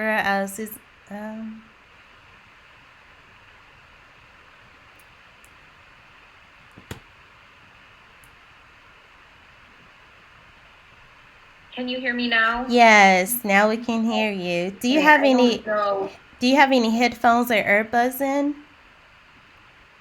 Because that may Okay. That will work. All right, we can hear you. So Hey Suzanne, your screen's not sharing any longer. Just coming up with your image. I'm not for sure what's happening.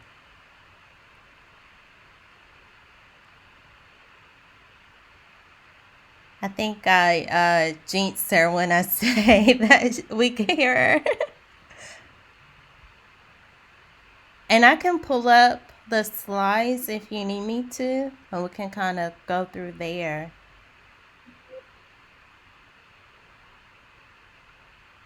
Yeah, if you don't mind to pull those up. Okay. And that way. Maybe that's with the screen sharing. I'm so sorry. I don't know. Actually, Danielle, I do not have your slides. You can email it to me, or you can share it with me, and I can pull them up for you.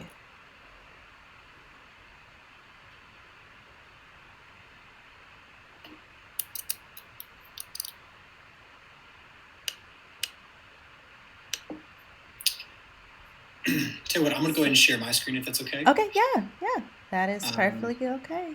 And that way, we'll roll the dice with my internet and see what happens. Sorry, I don't know. Yeah, sorry about that.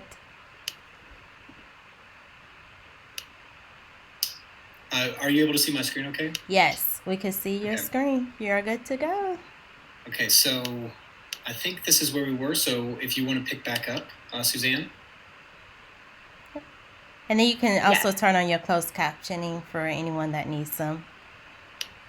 Awesome. Thank you. Okay.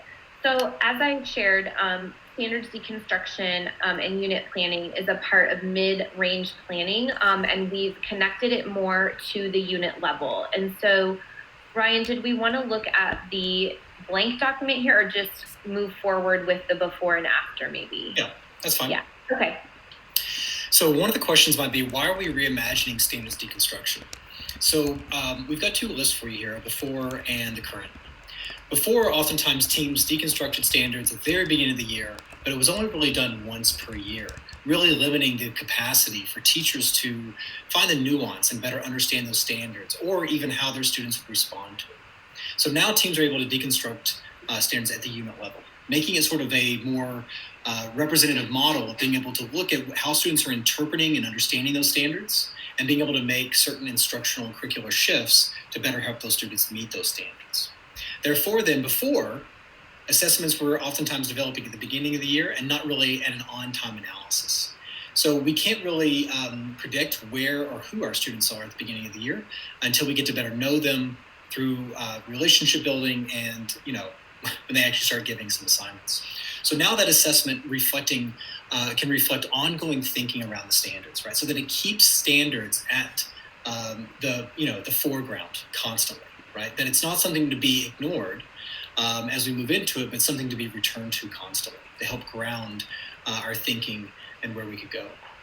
Next, the older documents oftentimes do not provide for clear transfer for curriculum instruction, meaning that there was no real through line of what it actually started to look like inside of the curriculum or how it would look instructionally. You're just sort of picking out the skills or maybe the content aspect of which the new document does, but it couches it in the type of mastery you might find from the types of performances that you provide.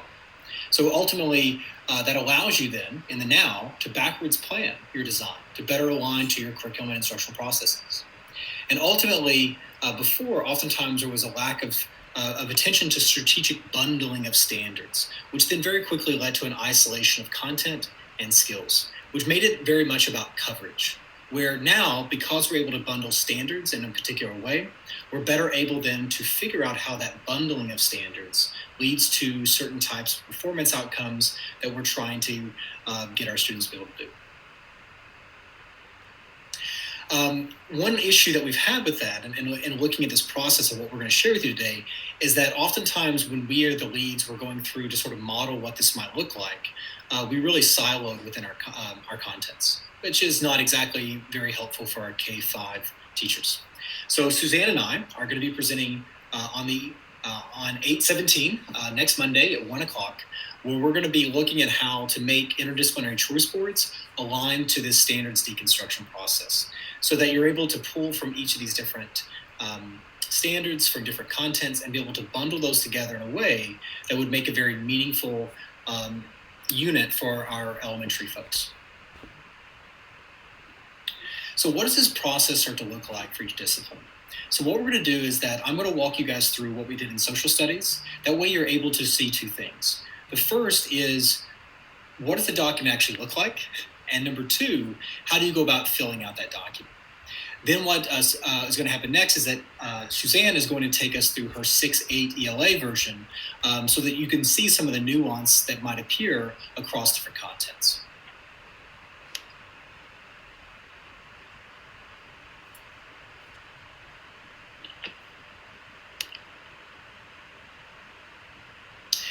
So this here is the standards deconstruction with unit planning. You'll notice here, grade 8, subject is U.S. History 1600-1877, and this is our 5th unit from the curricular frameworks, How Does Power Create Conflict? At the very top, what I'm going to do first is walk you through the left-hand column, which has all of the questions and major categories that you could be using in order to fill out this document. The first are, what are the standards, right? What is the title? What do they mean? The numbering and so on.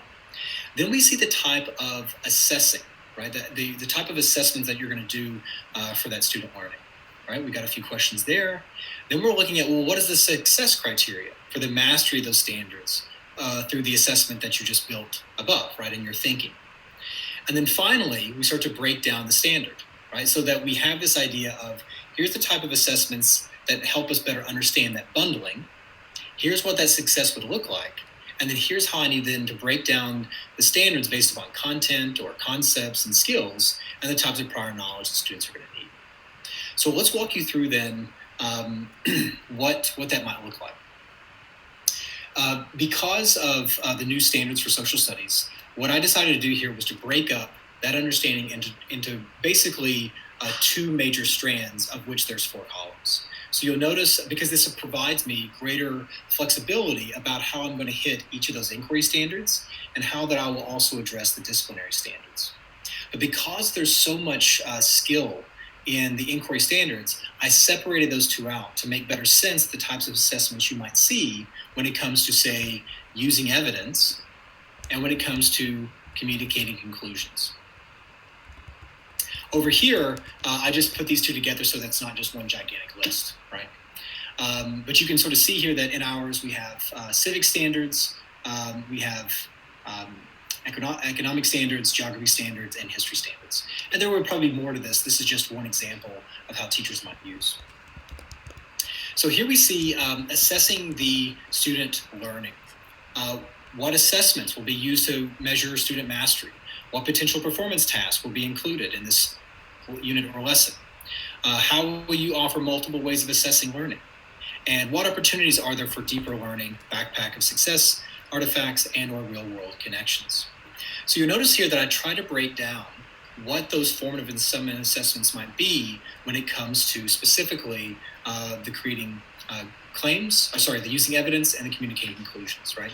So that we're looking at, okay, when it comes to, say, formative assessments, I want those formative assessments to really help with claim making. Why is that the case? Because for the summative and communicating conclusions, an argument is a series of claims backed by evidence. If students are not able to formatively create and play around with claim making, there is no way that students will be successful in an argument that is made up of a series of claims. When it comes to multiple ways that I might be assessing learning, a lot of it comes down to reading and writing, right? Maybe some type of essay, maybe some type of speaking. Oftentimes I gave my students an option to do either one, right? These are things that we're building towards so that ultimately we have in this column what it actually will be, right? So ultimately for the communicating conclusions, it really comes down to argumentation and action for us, right? And other ways for deeper learning, lots of discussions that take place, collaboration among students, trying to figure out how to deliberate about what type of action they might take or what type of investigation they might make when it comes to the arguments they're creating. When it comes to the assessment of the disciplinary standards, basically it is making sure that we have all 4 of those disciplines represented, for at least in the social studies. And then ultimately, these are going to be about the types of verbs that appear in the standards above, right? So we have to make sure that we're very aware that when we're creating those claims and those arguments, that it's because of an analysis or an explanation or a description or an interpretation of which students are deriving the information to be able to create those claims. What you'll notice then on the next section, when it comes to mastery, is that I've essentially, on this document, pulled together all of those to funnel them down into what would be the success criteria when you pull the inquiry and the disciplinary standards together. So when we're talking about argumentation and we're talking about action, how is it that I'm going to go about understanding what that mastery performance might look like? So you'll notice underneath the argumentation side, it has to do with creating claims and counterclaims, looking for multiple sources, origin, authority, and so on. And by the way, those are not just things that I'm coming up with. Those are directly from the standards language above. But when it comes to figuring out, well, how are students going to be successful at doing those particular skills, we in the social studies have 4 major ways of evaluating claims and arguments. And it really comes down to accuracy, clarity, evidence, and reasoning. And you'll notice that when it comes to providing examples of those, I've provided those within the context of the disciplinary literacy standards, right? So that we're combining these 2 aspects together. Ultimately, when it comes to the action component, another way of communicating conclusions, we have it broken down to understanding, assessing, and action. So what do I need to understand about something? How do I need to assess it? And what type of action that I might take? But those become ultimately the criteria which provide some level of mastery. And then finally, when it comes to breaking down the standard, now that I know what I want students to be able to do with this, right, I can figure out how to then better understand how the standards help me get the students to that process. So you'll notice under skills, again, I've repositioned these so that the skills are underneath the inquiry elements and that the concepts, content, and prior knowledge are underneath the disciplines, right? So here's the inquiry, the discipline, and down below, again, I've repositioned those that way. So that these are the types of skills that I want to be very aware of that are pulled directly from the language of the standards. When it comes to concepts, these are more also, again, the language of the standards. At least in the social studies, that language is going to be important, not just to develop an academic vocabulary, but also because the assessment really lends itself to using that language. Underneath concepts is then the content. What are ways in which I can express that standard language in multiple different ways, right? So if I'm looking at the US political system, right, the roles of this, and I can look at that US political system, right, and how the roles of citizen within Shays Rebellion or the Whiskey Rebellion. I might also look at it when it comes to the Alien and Sedition Acts, right, or many other, or even the work of Benjamin Banneker, right, and what he's doing to advocate for the Black community. So this is just a couple of ways of sort of showing either sources or how students might approach that with that, where before, this is where most people went, at least in social studies, and that's what dictated much of what was happening. But this was oftentimes divorced from the actual standards itself. And then ultimately, looking at the prior knowledge is that this is assuming, and again, a reason why doing it unit to unit is so important, is that we now know the type of prior knowledge they have moving into this unit because we just taught it to them. So this is just a quick overview, again, of how social studies is using this document and what that document looks like. So what I'm going to do now is turn it back over to Suzanne, who's hopefully still with us, and to walk through her document. Yeah, thank you, Ryan, and thanks for taking over the screen sharing. And so we have examples from every discipline.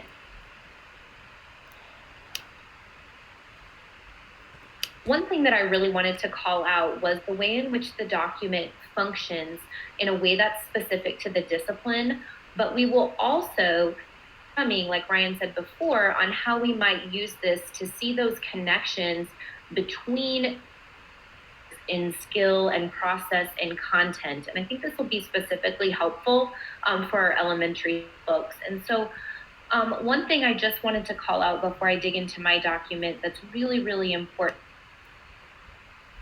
is, and you'll see on the slide deck that we have a document for math that is a single standard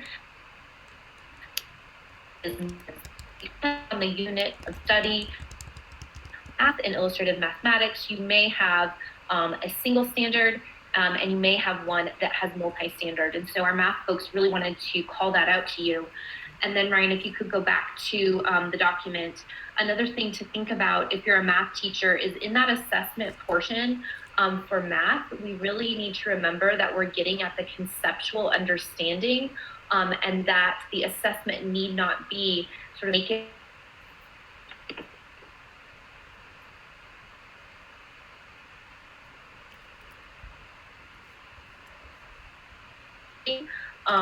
might be that we put in the assessment part for math. So I just wanted to call that out because I think it's really important that we honor our disciplines in these conversations so that collaborative teams can really find this document useful. So in the same way that Ryan's document bundles together inquiry and discipline standards, we want to bundle together reading and composition and ELA. And so you'll see these reading standards strategically bundled together, but we can't have a performance if we position. And our practices call for expressive and receptive language, which are captured in these standards. So if you'll scroll down just a little bit, Ryan, thank you. What you'll see here in ELA is that I've merged the cells horizontally so that you see how the formative performance tasks scaffold over time and build to that summative that pulls together all of those standards that you see at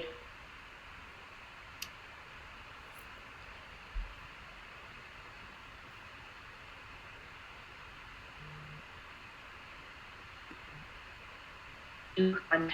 So I tap out as well. And all along the right-hand side, you'll see these running comments from me that are sort of my thinking as I was doing this document, and I was using our ELA curriculum frameworks to do it. So if you scroll down just a little bit more, Ryan, thank you. You'll see here, after we have identified those formative performance, summative performance, and transfer tasks, we have to identify the success criteria.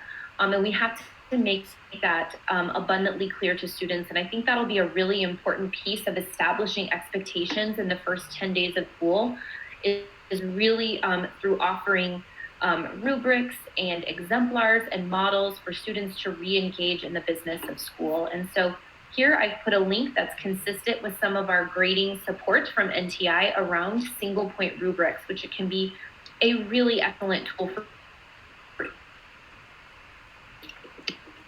And Maddie and Joe and I will have some more information on single point rubrics in our next. I offered a link here from our curriculum frameworks with some exemplar writing that can be really used as they dig into their own performances. And then in ELA, when we break down the standard, it's easier by the multidimensionality of the standards. And we know that the analytical dimension, the purple dimension in ELA, is the highest.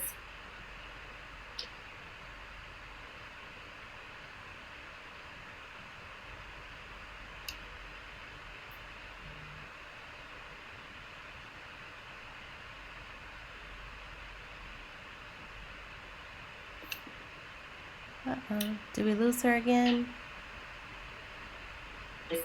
Cuts across all of them. And so as we're teaching, we need to think about how those standards are coming together. And so all of these disciplinary examples are linked in this presentation. More to come on some. My apologies. Good Lord.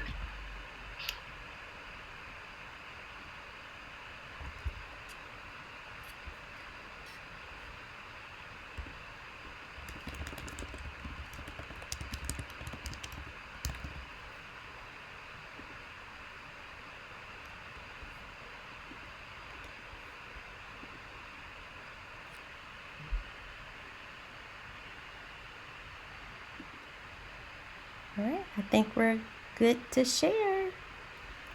There should be one more slide, Ryan. I think he's gone. Yeah, my apologies. This is, man, what a train wreck, Suzanne, this has been. Jeez, I know, isn't it? Is this a Monday? No, it's a Wednesday, right?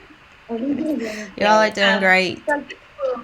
We'll just wrap up by saying that, there we go. Again, that standards deconstruction and unit planning lives in that sort of top circle of the instructional core, and that hopefully this new document will help us connect standards more intimately to performances and make that backward design process with the curriculum frameworks more a part of our day-to-day business of teaching and learning. So I'm going to head over to the chat here and see.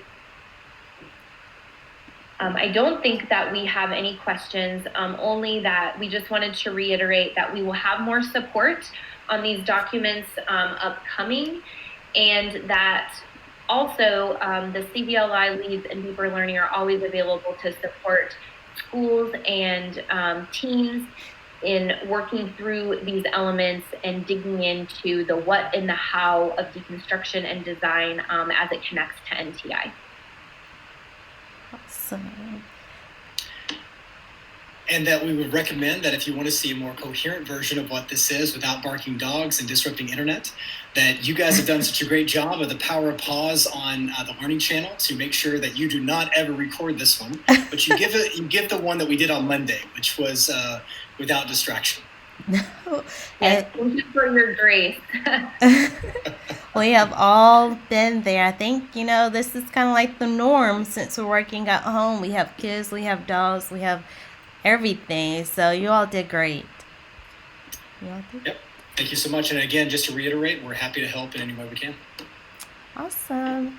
Thank you so much. And in a minute, I will jump in the chat and post the link to their episode as well if you need to go back and use the power of pause to rewatch that episode. So let's jump over to the schedule while we do have a little bit of time.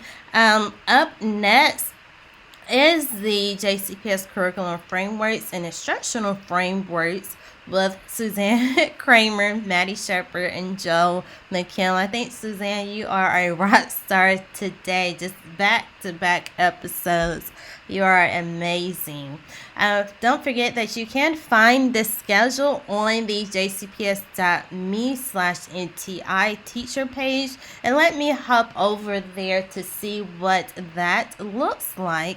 Again, that is jcps.me/NTI. You will click on the teacher toolkit. You have the option of clicking right here at the bottom or at the top, however you like to navigate the page. And not only you see the schedule, but you also see the on-demand playlist. So their video is available right here at the playlist.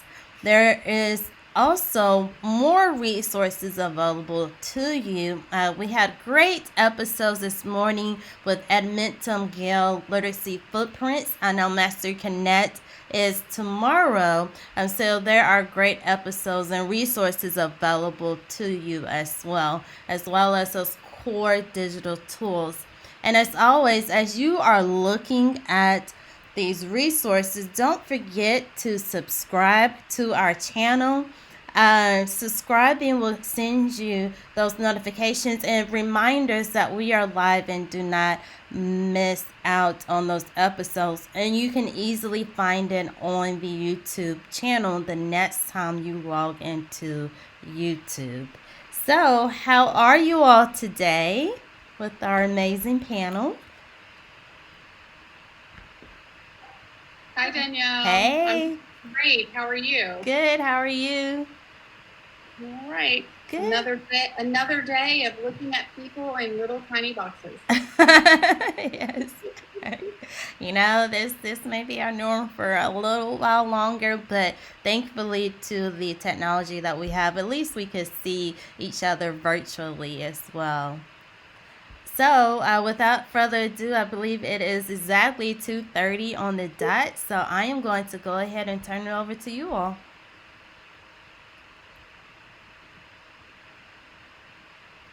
All right, Maddie, are you going to screen share?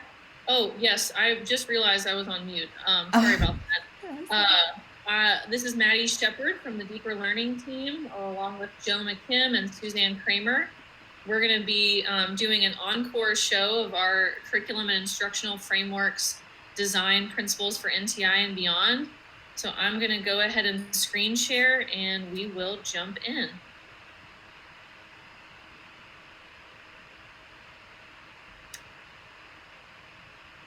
All right, and we'll turn on closed captioning here and then we'll be ready to go.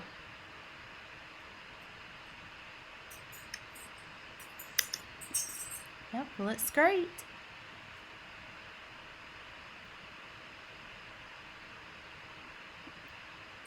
We'll jump in on the frameworks. Suzanne, did you want to start with the curriculum frameworks? Sure. So here, this statement just outlines the purpose and intent of the curriculum frameworks for all disciplines and contents at all levels. And so the most important piece here is that we've established these design principles and guidance that cut across content areas. All of our frameworks, of course, align to the Kentucky Academic Standards, and we are working really hard to ensure that we're moving toward a more anti-racist pedagogy that's aligned to our vision for deeper learning in the backpack of success skills. And that also our frameworks are designed with multiple pathways and that they connect most immediately to our community and the experiences of our students.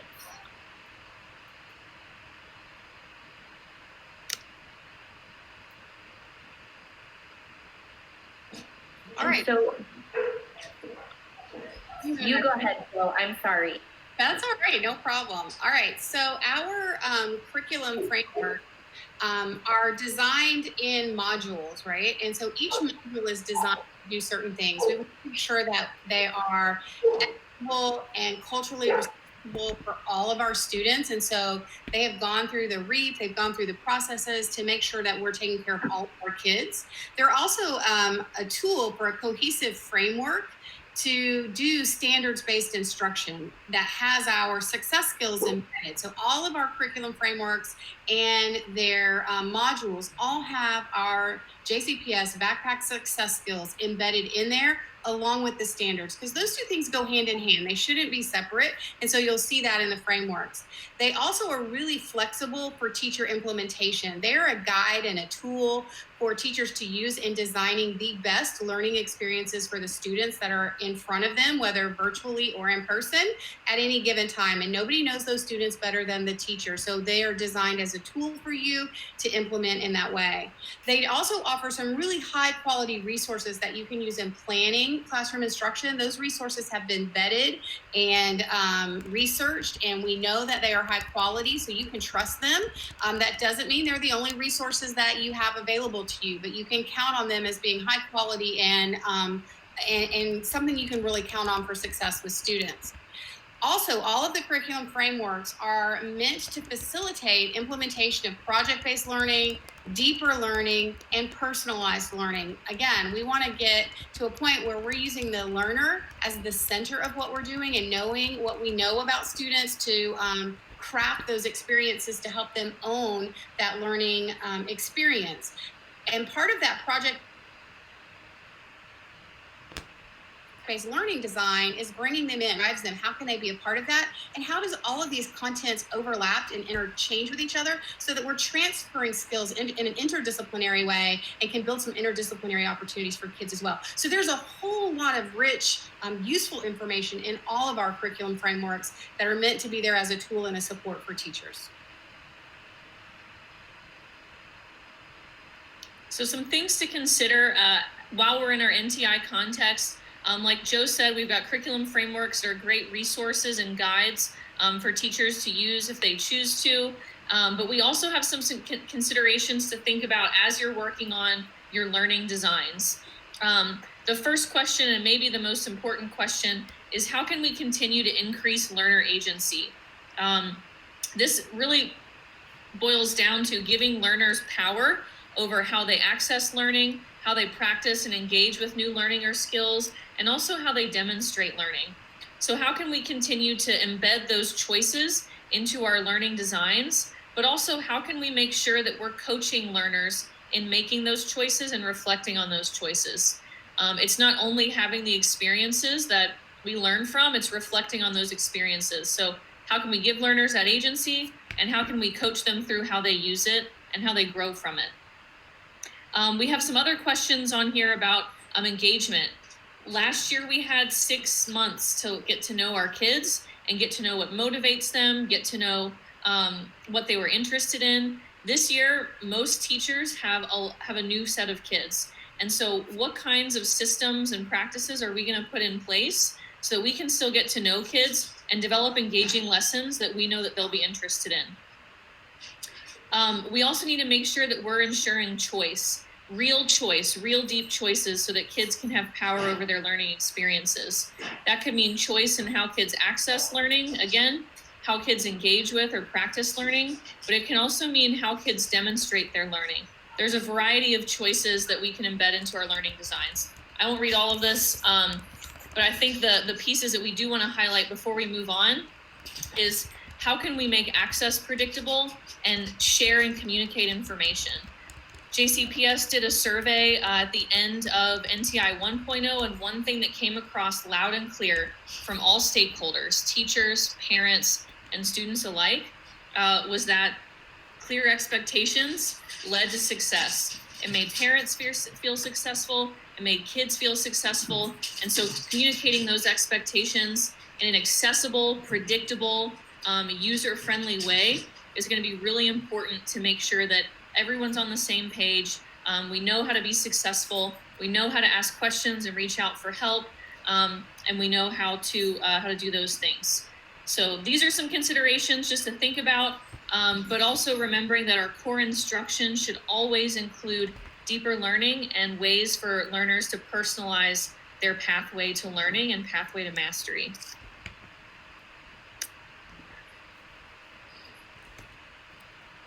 So this slide just gives an example of the way assessment guidance is provided in the curriculum framework for ELA grade 8, and this can be found in module 3. So for example, we offer several examples of formative performance tasks that bring together the bundled standards and then scaffold up and bring more standards in a more complex performance as you move across the year and across the unit.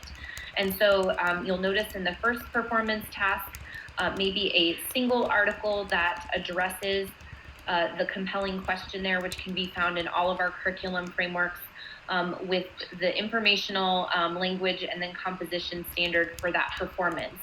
And then in formative performance task 2, we're bringing in choice, a more sophisticated and critical reading, and a more complex performance of the composition standard. And then the summative performance task brings together all of the standards that might be bundled together in that unit. And so these are all on our curriculum frameworks to give our PLCs maybe a jumping off point or a way to think about how the standards could work together in a performance that speaks to the texts that students have read or that they've been digging and inquiring into through this compelling question. And then again, we also have a transfer task, which supports students in taking their learning to another context. And so you'll find this type of guidance and these scaffolded tasks with standards in all of our curriculum frameworks across disciplines. So in speaking about assessment, Suzanne mentioned in the previous session today on the digital learning channel, the tool that really helps with assessment and helps with descriptive feedback and helps us get really clear about what we're assessing for and how to give that feedback to learners is the single point rubric. So real quick, we'll just go over the architecture.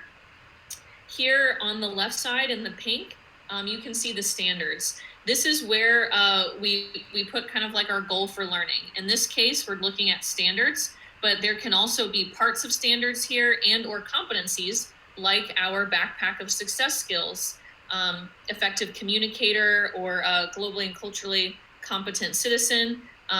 Those kinds of things in addition to standards can live here. But for this example, we're talking about standards. You'll notice here in the blue column, this is our MET column. This is where we capture our performance descriptors. So you'll notice that the performance descriptors are slightly different than what the standard says. This is because in the performance descriptors boxes here in the MET column, we want to get really clear and explicit about what mastery of this standard looks like. What can we observe in a task or in a performance or in a demonstration or a video or something of that nature that shows us that this learner has mastered this standard. This is something that ideally is discussed within a PLC and leads to really rich PLC conversations when we can all collaborate and calibrate around what it means observably for us to look for to master this standard. You'll notice that the green columns, the not yet and the exceeding columns are empty. This is because the single point rubric lends itself to descriptive feedback. As a PLC, or if I'm an individual teacher crafting a rubric, I leave these two columns, the green ones, blank. And the reason I do that is because the beauty of the single point rubric is its simplicity. Either the learner showed this performance descriptor or they didn't. And if they didn't, in the not yet column, that's where teachers put their descriptive feedback. It's where we give feedback on exactly what learners were missing or what they need to do more deeply in order to master the standard. and show that performance descriptor. In the same way, we can also give learners positive feedback around how they exceeded the standard and what kinds of learning or academic behaviors they might repeat in order to make sure that they continue to exceed the standard or this performance outcome. You'll notice that we kind of took one of the performance tasks from the previous slide that we were just talking about. And again, we leave the green parts, the met or not yet and exceeding. Let me say that again correctly. The not yet and exceeding columns open. That's where we provide our descriptive feedback. And the met column is where we capture our performance descriptors that are observable measures of the standard. Anything to add, Suzanne and Joe? Hi, yes. Go ahead, Suzanne, you go first. Okay, I'm so sorry.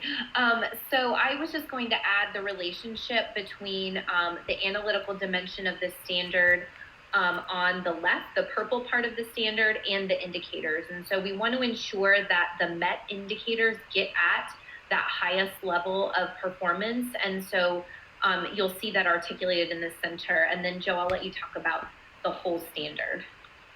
Right, so I was just going to point out that as we move over time, especially when we're in secondary courses, sometimes our standards are so rich and so packed that they even sometimes have bullets or letters beneath the standard to really dig deep into those standards and what it means. And so in our MET column, especially early on in the year, we may be looking at a descriptor that is scaffolded to only include a portion of the standard, maybe one of those bulleted components that's below the original standard, or maybe we're only looking at a part of that standard as it is color-coded even here in this example.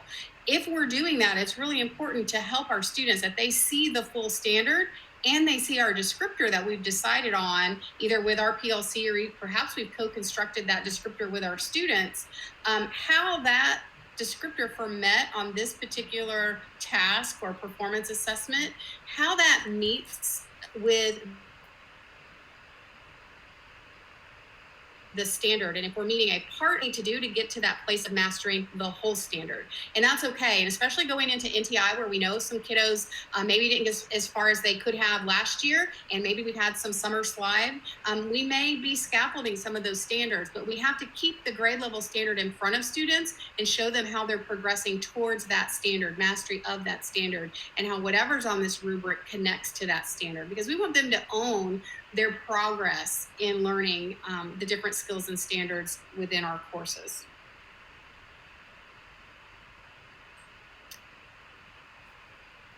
So we have a tool that we're going to talk about a little bit that will help in this shift towards single point rubrics and really support us in our assessment landscape while we're in NTI and beyond. So first I'll say, and I'll reiterate again, that there are some trainings around this tool happening tomorrow on Thursday at 12:30, 1 o'clock, and 1:30. And this tool is Mastery Connect. It is being purchased for all schools pending board approval. And this is a really cool teacher tool that teachers can use to plan, assess, and analyze standards-based tasks and assessments. It does all of the data and organization pieces that we kind of have to do on our own as teachers or in PLCs, and it takes a lot of the guesswork around that stuff. So it really increases what we're able to accomplish during a PLC, but we get a lot of data that we can manipulate and look at in a standards-based way, and that's really powerful. There is a parent portal and a student portal, and that means that kids have immediate feedback. They're able to look at their learning and their progress in a standards-based way. So kids are going to be able to say, I've mastered X standard, I'm working on this other, and really own that information and own that part of their learning. Again, it guides PLC conversations, or it can. Teachers can use it to inform instruction in a really granular way. And Mastery Connect not only comes with that student tracker that helps us capture and manipulate and analyze data, well, not manipulate data, but kind of sort and resort and disaggregate the data, but we also have the assessment bank. Every teacher will have access to the assessment bank. And the beauty of the assessment bank is that we have the ability to upload our own assessments too. So we can build assessments within Mastery Connect using the assessment bank building blocks. We can upload our own teacher or PLC created assessments. We can upload district common assessments or common formative assessments. We can really have it all. We can also build our own rubrics within Mastery Connect and grade assignments directly on the rubric. Another really cool feature is we're going to be able to look at standards, and if we know that we have a resource, a lesson or a video that we want to tie to that standard, so those are associated, when we go back to reteach this standard, we can pin those resources to that standard, which again is just going to make things super efficient for us. And then again, just to reiterate, the learners will have access to their own student portal, which means that they're going to be able to goal set and they're going to be able to own their data, which is fabulous. In this slide deck that is linked into the digital learning channel menu, there's a link to just some visuals on what Mastery Connect looks like. But again, we're going to have some introductory trainings tomorrow for you to kind of jump in and get your feet wet. But really, this is just one tool in this larger virtual environment. And I'll let Suzanne kind of contextualize the use of this tool within this larger conversation. So as we think about designing using our 5 essential resources, we start with the standards and deconstruction as in concert with our curriculum framework documents to plan the what of what we're teaching. And we contextualize that in our schools. We may modify some of those tasks. And then we might share an exemplar and that single point rubric for students to use, and we give feedback, and we do that using Mastery Connect. And so we're starting to pull the whole picture together around how these tools come together in a quality cycle for teaching and learning. And in a second, we're going to get into the how, which is the instructional framework. So all of these pieces have been sort of connected to the feedback loops and the what of what we're teaching, and now it's time to consider how we're going to deliver that content, especially in a digital setting.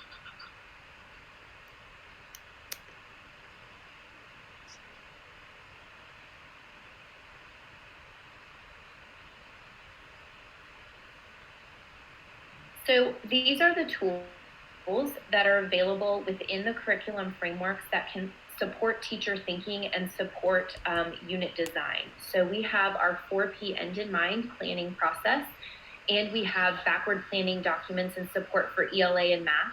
And then arguably the most important tool that we have linked in our curriculum frameworks is the Affirming Racial Equity tool. And what that tool asks collaborative teams and teachers to do is to look at their curricular design through a critical lens around prejudice reduction and avoiding curriculum violence, and ensuring that our texts are anti-racist and affirming of our students' identities. And so we would really encourage you to leverage these tools in your planning, and specifically be intentional about using the R tool for deconstructing your unit before you're delivering that curriculum to students. And again, upcoming, we're going to have some support for interdisciplinary units and how we might use our standards deconstruction and some interdisciplinary choice boards to make planning more coherent. So look for that upcoming. And then I think Maddie and Joe will share just a bit about the work they've been doing around competency-based progressions, which is intimately connected to standards-based grading and this work with Mastery Connect. Sure. This is Maddie. I'll comment on the competency-based progressions, but first, just to reiterate what Suzanne is saying about these tools, these are great tools to use. The first 3 are really about beginning with the end in mind and backwards planning our units or lessons. And the Affirming Racial Equity tool is a really rich tool. And for a lot of us, we want to have anti-racist agendas and create environments in an in-person or virtual scenario where every voice is heard and where everyone is honored and respected. But we don't know where to start, a lot of us. And this racial equity tool gives a lot of thought-provoking questions and really helps teachers kind of have a foothold as to where to start and how to look at our lessons, how to look at our the resources that we're using, how to look at our environments. it's a really user-friendly, approachable resource. So again, just wanted to reiterate the uses and power of these resources. Switching gears a little bit, we do have a cohort of teachers from across the district, elementary, middle, and high school teachers, even some resource teachers from the district level that have engaged in a competency-based education journey in partnership with some other learning partners that we have outside of JCPS. And as part of this work, this cohort of teachers has explored what competency-based progressions are, how they differ from a standards-based progression or more traditional conventional progressions that probably most of us are used to. But part of the demonstration of learning for this group in their journey was to craft some competency-based frameworks and progressions. So we do have kind of the groundwork laid thanks to this group of innovators. So if anyone is interested in learning more about competency-based education, the Deeper Learning team can definitely help you with that. But we also have educators from across the district that have engaged very deeply in this work and can really speak to the power and some of the interworkings of a competency-based shift.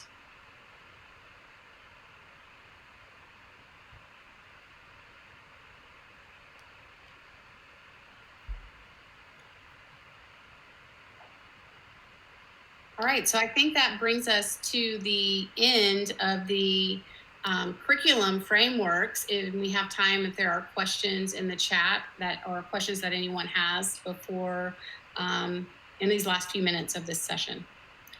And just a special thanks to our fearless leader, Susan Price, for manning the chat.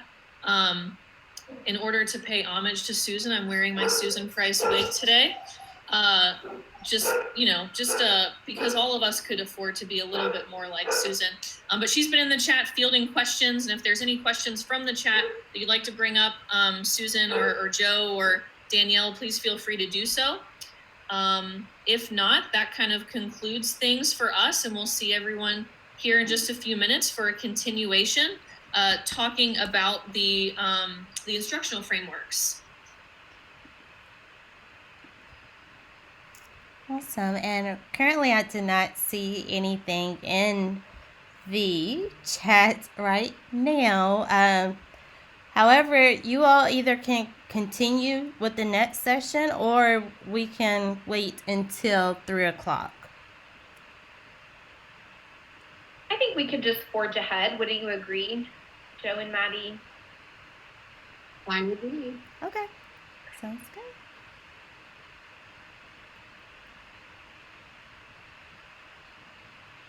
All right, well, if you're just joining us, we're about to jump into the instructional framework overview. We just finished our curriculum framework overview, kind of framing things within the context of NTI and some NTI considerations. Today, we have the Suzanne Kramer show, which has been happening all day today, and Joe and I are happy to be guests on the Suzanne Kramer show. Suzanne's been doing a lot of sessions as of late, and we're very thankful for her brilliance and expertise. We'll be going through this slideshow together. So I'm going to share my screen and narrate everything I'm doing as I'm doing it.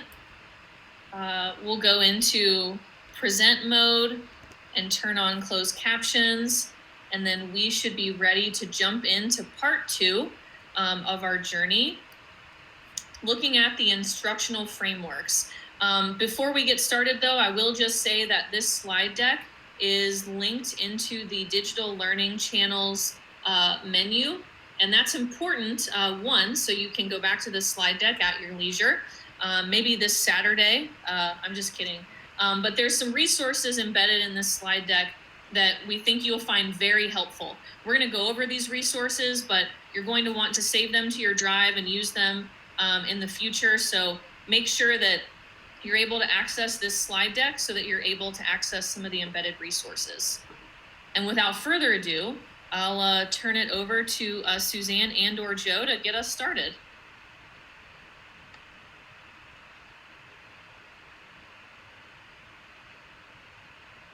Okay, I was waiting for it to happen again. But okay. So this is the purpose. I'll wait. This is the purpose statement for our instructional frameworks. And this is really just getting at the fact that instruction and the instructional framework is the how we're delivering the what that we discussed in our last session using those curriculum frameworks. And so we just want to have a cohesive structure and some guidance for teachers in designing those student-centered experiences that include dialogues and protocols and student voice and choice, and also best practices for effective instruction. Before we move on, I just want to point out that this title of the slide, JCPS Instructional Framework, is a clickable link and will take you through a YouTube video that gives a great overview of our frameworks. So that's our very first of many resources that are embedded throughout this presentation. Just wanted to call attention to that. And here on this screen, you'll see just examples of our instructional framework and what instructional frameworks for elementary math and secondary the ELA workshop. And what you'll notice is that the components of the workshop remain across disciplines, but the intentionality and the strategies and the way in which we use those portions in the middle to get at disciplinary thinking are a bit different. And we'll be working on in the coming weeks and provide a little bit here in the next part of this presentation, the ways in which we need to conceptualize instruction in our workshop across time in a digital environment. So rather than thinking about instruction as bound by a single class period of 55 or 70 minutes, we have to think about how those really important aspects of the workshop that we need to engage students in can happen over time in a digital setting. So we'll have more on that coming up.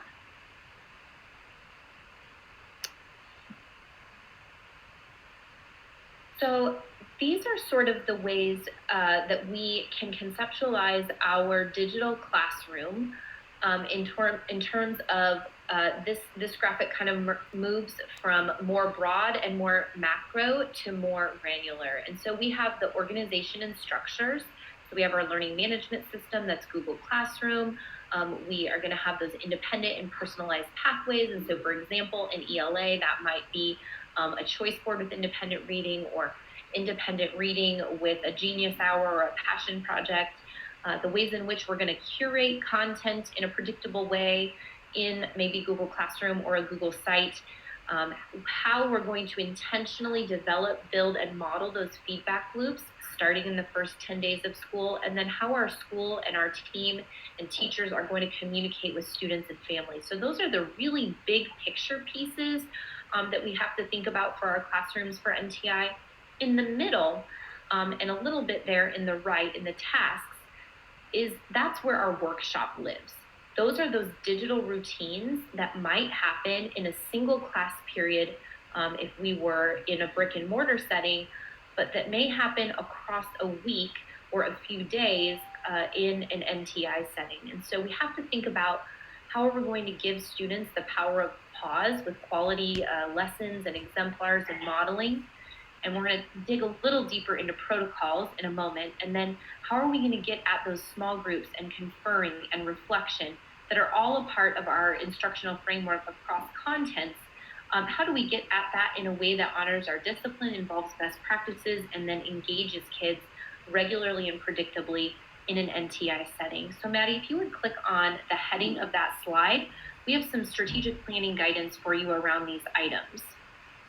So this top part is just some questions for you and your PLC about those really macro structures that you're thinking about in designing your digital classroom. And we kind of got at some of those things, the feedback loops, those personalized pathways, how we're going to share information. And Maddie, if you would scroll down to the next part, this really gets into the workshop. And so how will we establish those digital routines in a way that democratizes student voice and gives them a modeled way to engage with text and with each other. And so that is where protocols come in. And I know Zaretta Hammond just had an excellent article on ASCD that was about the importance of protocols during digital learning to elevate student voice.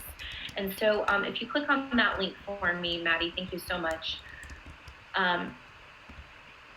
What I've done here is kind of connected how we might use a protocol in a digital space with the appropriate tool. So if you could just scroll down a little bit more.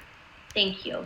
And so, for example, if we wanted to launch an ELA unit with a gallery walk, if we clicked on that link, that would take us to Better Lessons, step-by-step implementation support for how to do that in a digital setting. And then on the right, what you see is the digital tools that need to be coupled with that implementation plan so that students can engage in that really intentional synchronous discourse.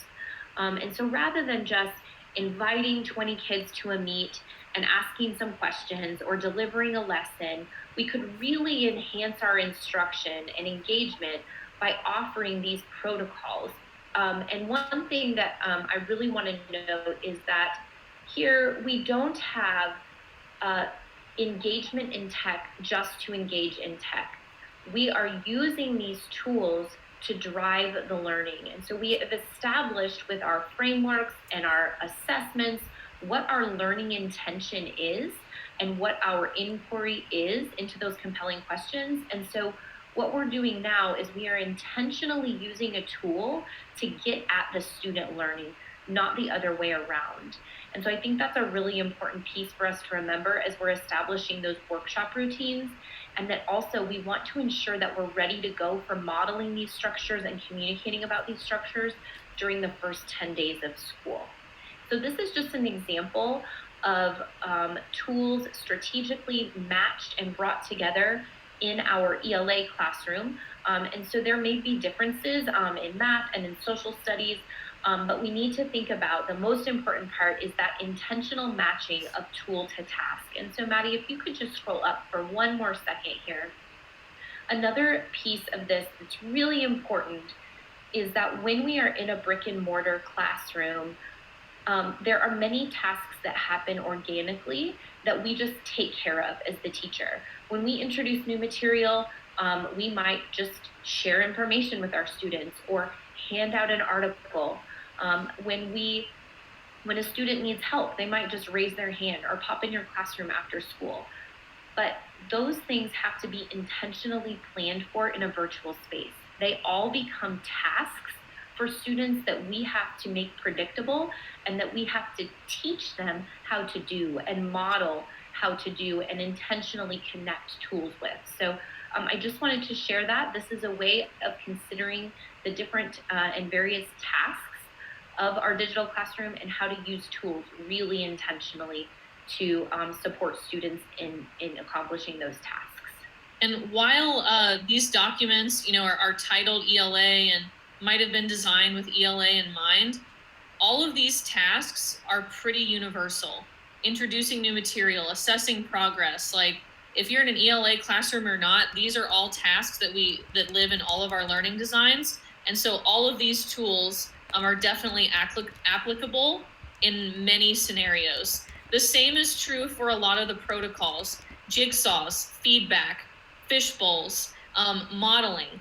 Whether you're in a math class, an ELA class, or an art class, a lot of these pieces are going to live in your learning design. So again, although this was designed by an ELA coach for ELA classes, so many of these scenarios and so many of these tools are really universal. So this tool is really for anyone to use. And then I know that Suzanne said it already, but I'm just going to reiterate that we never want to start with tech as our purpose. We always want to start with a learning intention as our purpose, like Suzanne has outlined here on the left. And then we find the tech tool that helps us accomplish that purpose.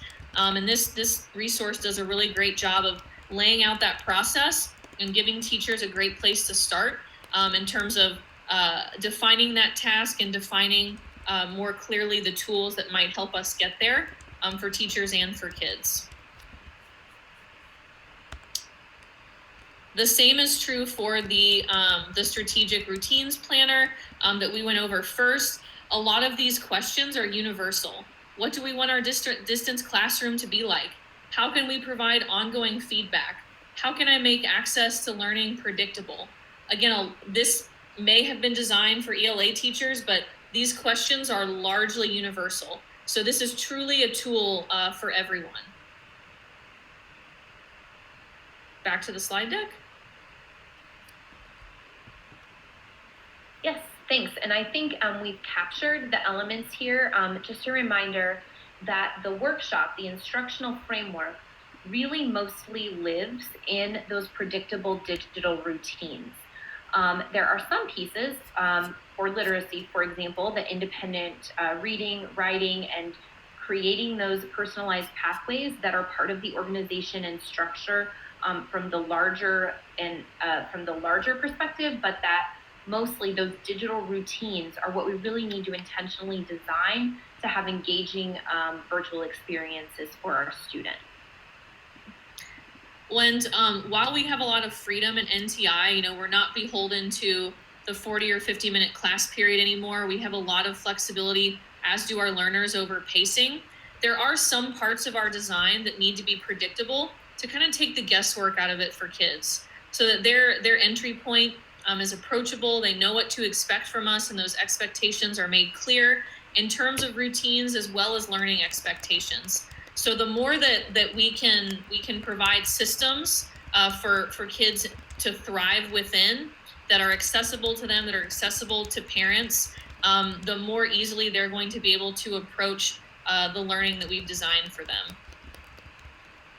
And I think that predictability piece cannot be overstated. So for example, if we're using Screencastify to do our mini lessons and we're curating those and putting them on Google Classroom for students, they need to be curated in a single space or folder that students know where to go to find them again, to have that power of pause. And so I think that predictable organization and access of resources is a really important piece, because it can be really discouraging to students and families when they have to dig around and they can't find the tool that they need or the lesson that they need, or they're not sure how to access the teacher, for example. So I just think having a really intentional design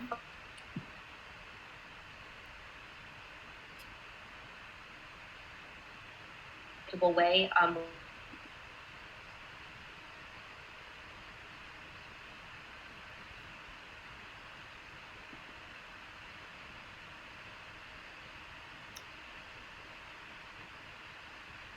Susanna, I think you're cutting out. I think we lost her again. She's been rocking it out today, so we may have lost her again. for the next slide. Suzanne, are you able to repeat like the last 30 seconds? Because we're kind of cutting in and out just then, if that's cool.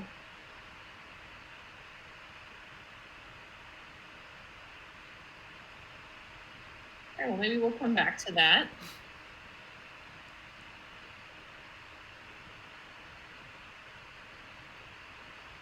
I think she may be experiencing some issues on her computer. Well, this, I'll kind of jump in here, and feel free to jump in, Joe. This frameworks piece is really kind of to bring everything together. So on the outer layer, we have our 6 systems. On that middle layer, we have our 3 pillars. And there at the center, we have our student, our learners, who are at the center of all of our plans and all of our designs. And what we're hoping is that everyone kind of sees how all of these pieces fit together.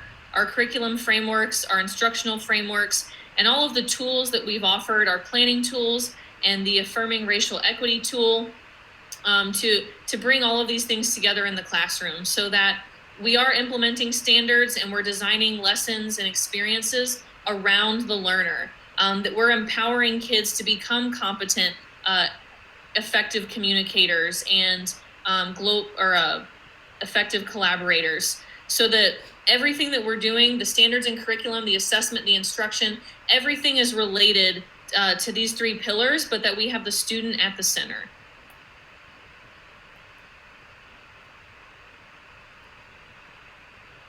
Thanks so much, Maddie, for taking over. Can you hear me now? We can. You're back. We're so glad. Thank you. I appreciate that, and you're going over this graphic, and I just appreciate how this graphic brings everything together, like you said, with the student at the center. And so earlier today, Dr. Coleman talked about those 5 basics for design. And then this afternoon, we've dug into several of those, the curriculum and instructional frameworks, standards, deconstruction and planning, and even assessment in this last presentation. And so we hope that teachers are really getting a sense of the teaching and learning cycle and all of the tools that we have available in JCPS to support them in that, and that they can really be thinking about strategic and intentional design using these tools to have a great digital learning experience for families.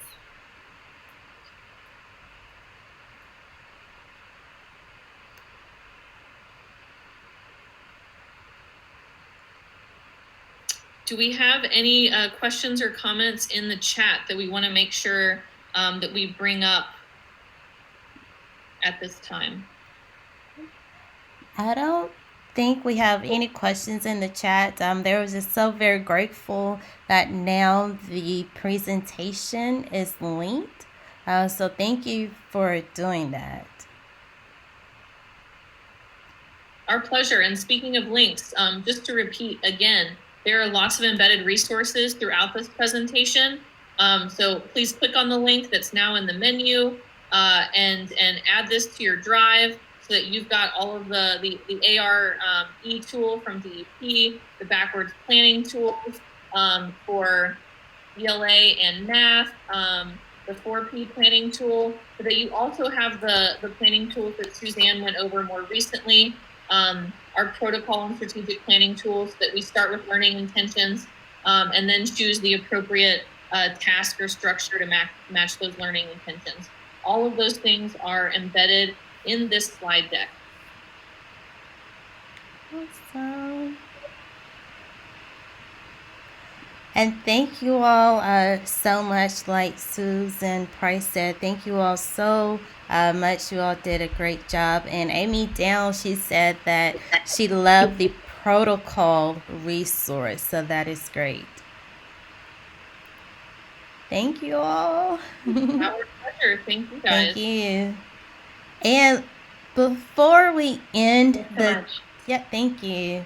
Before we end the day, let's hop over to the schedule. Let me do a quick refresh on that schedule because it has been updated, and as you can see, all of their presentations is linked right now to the schedule, so you can find that here. But what's coming tomorrow is another exciting day.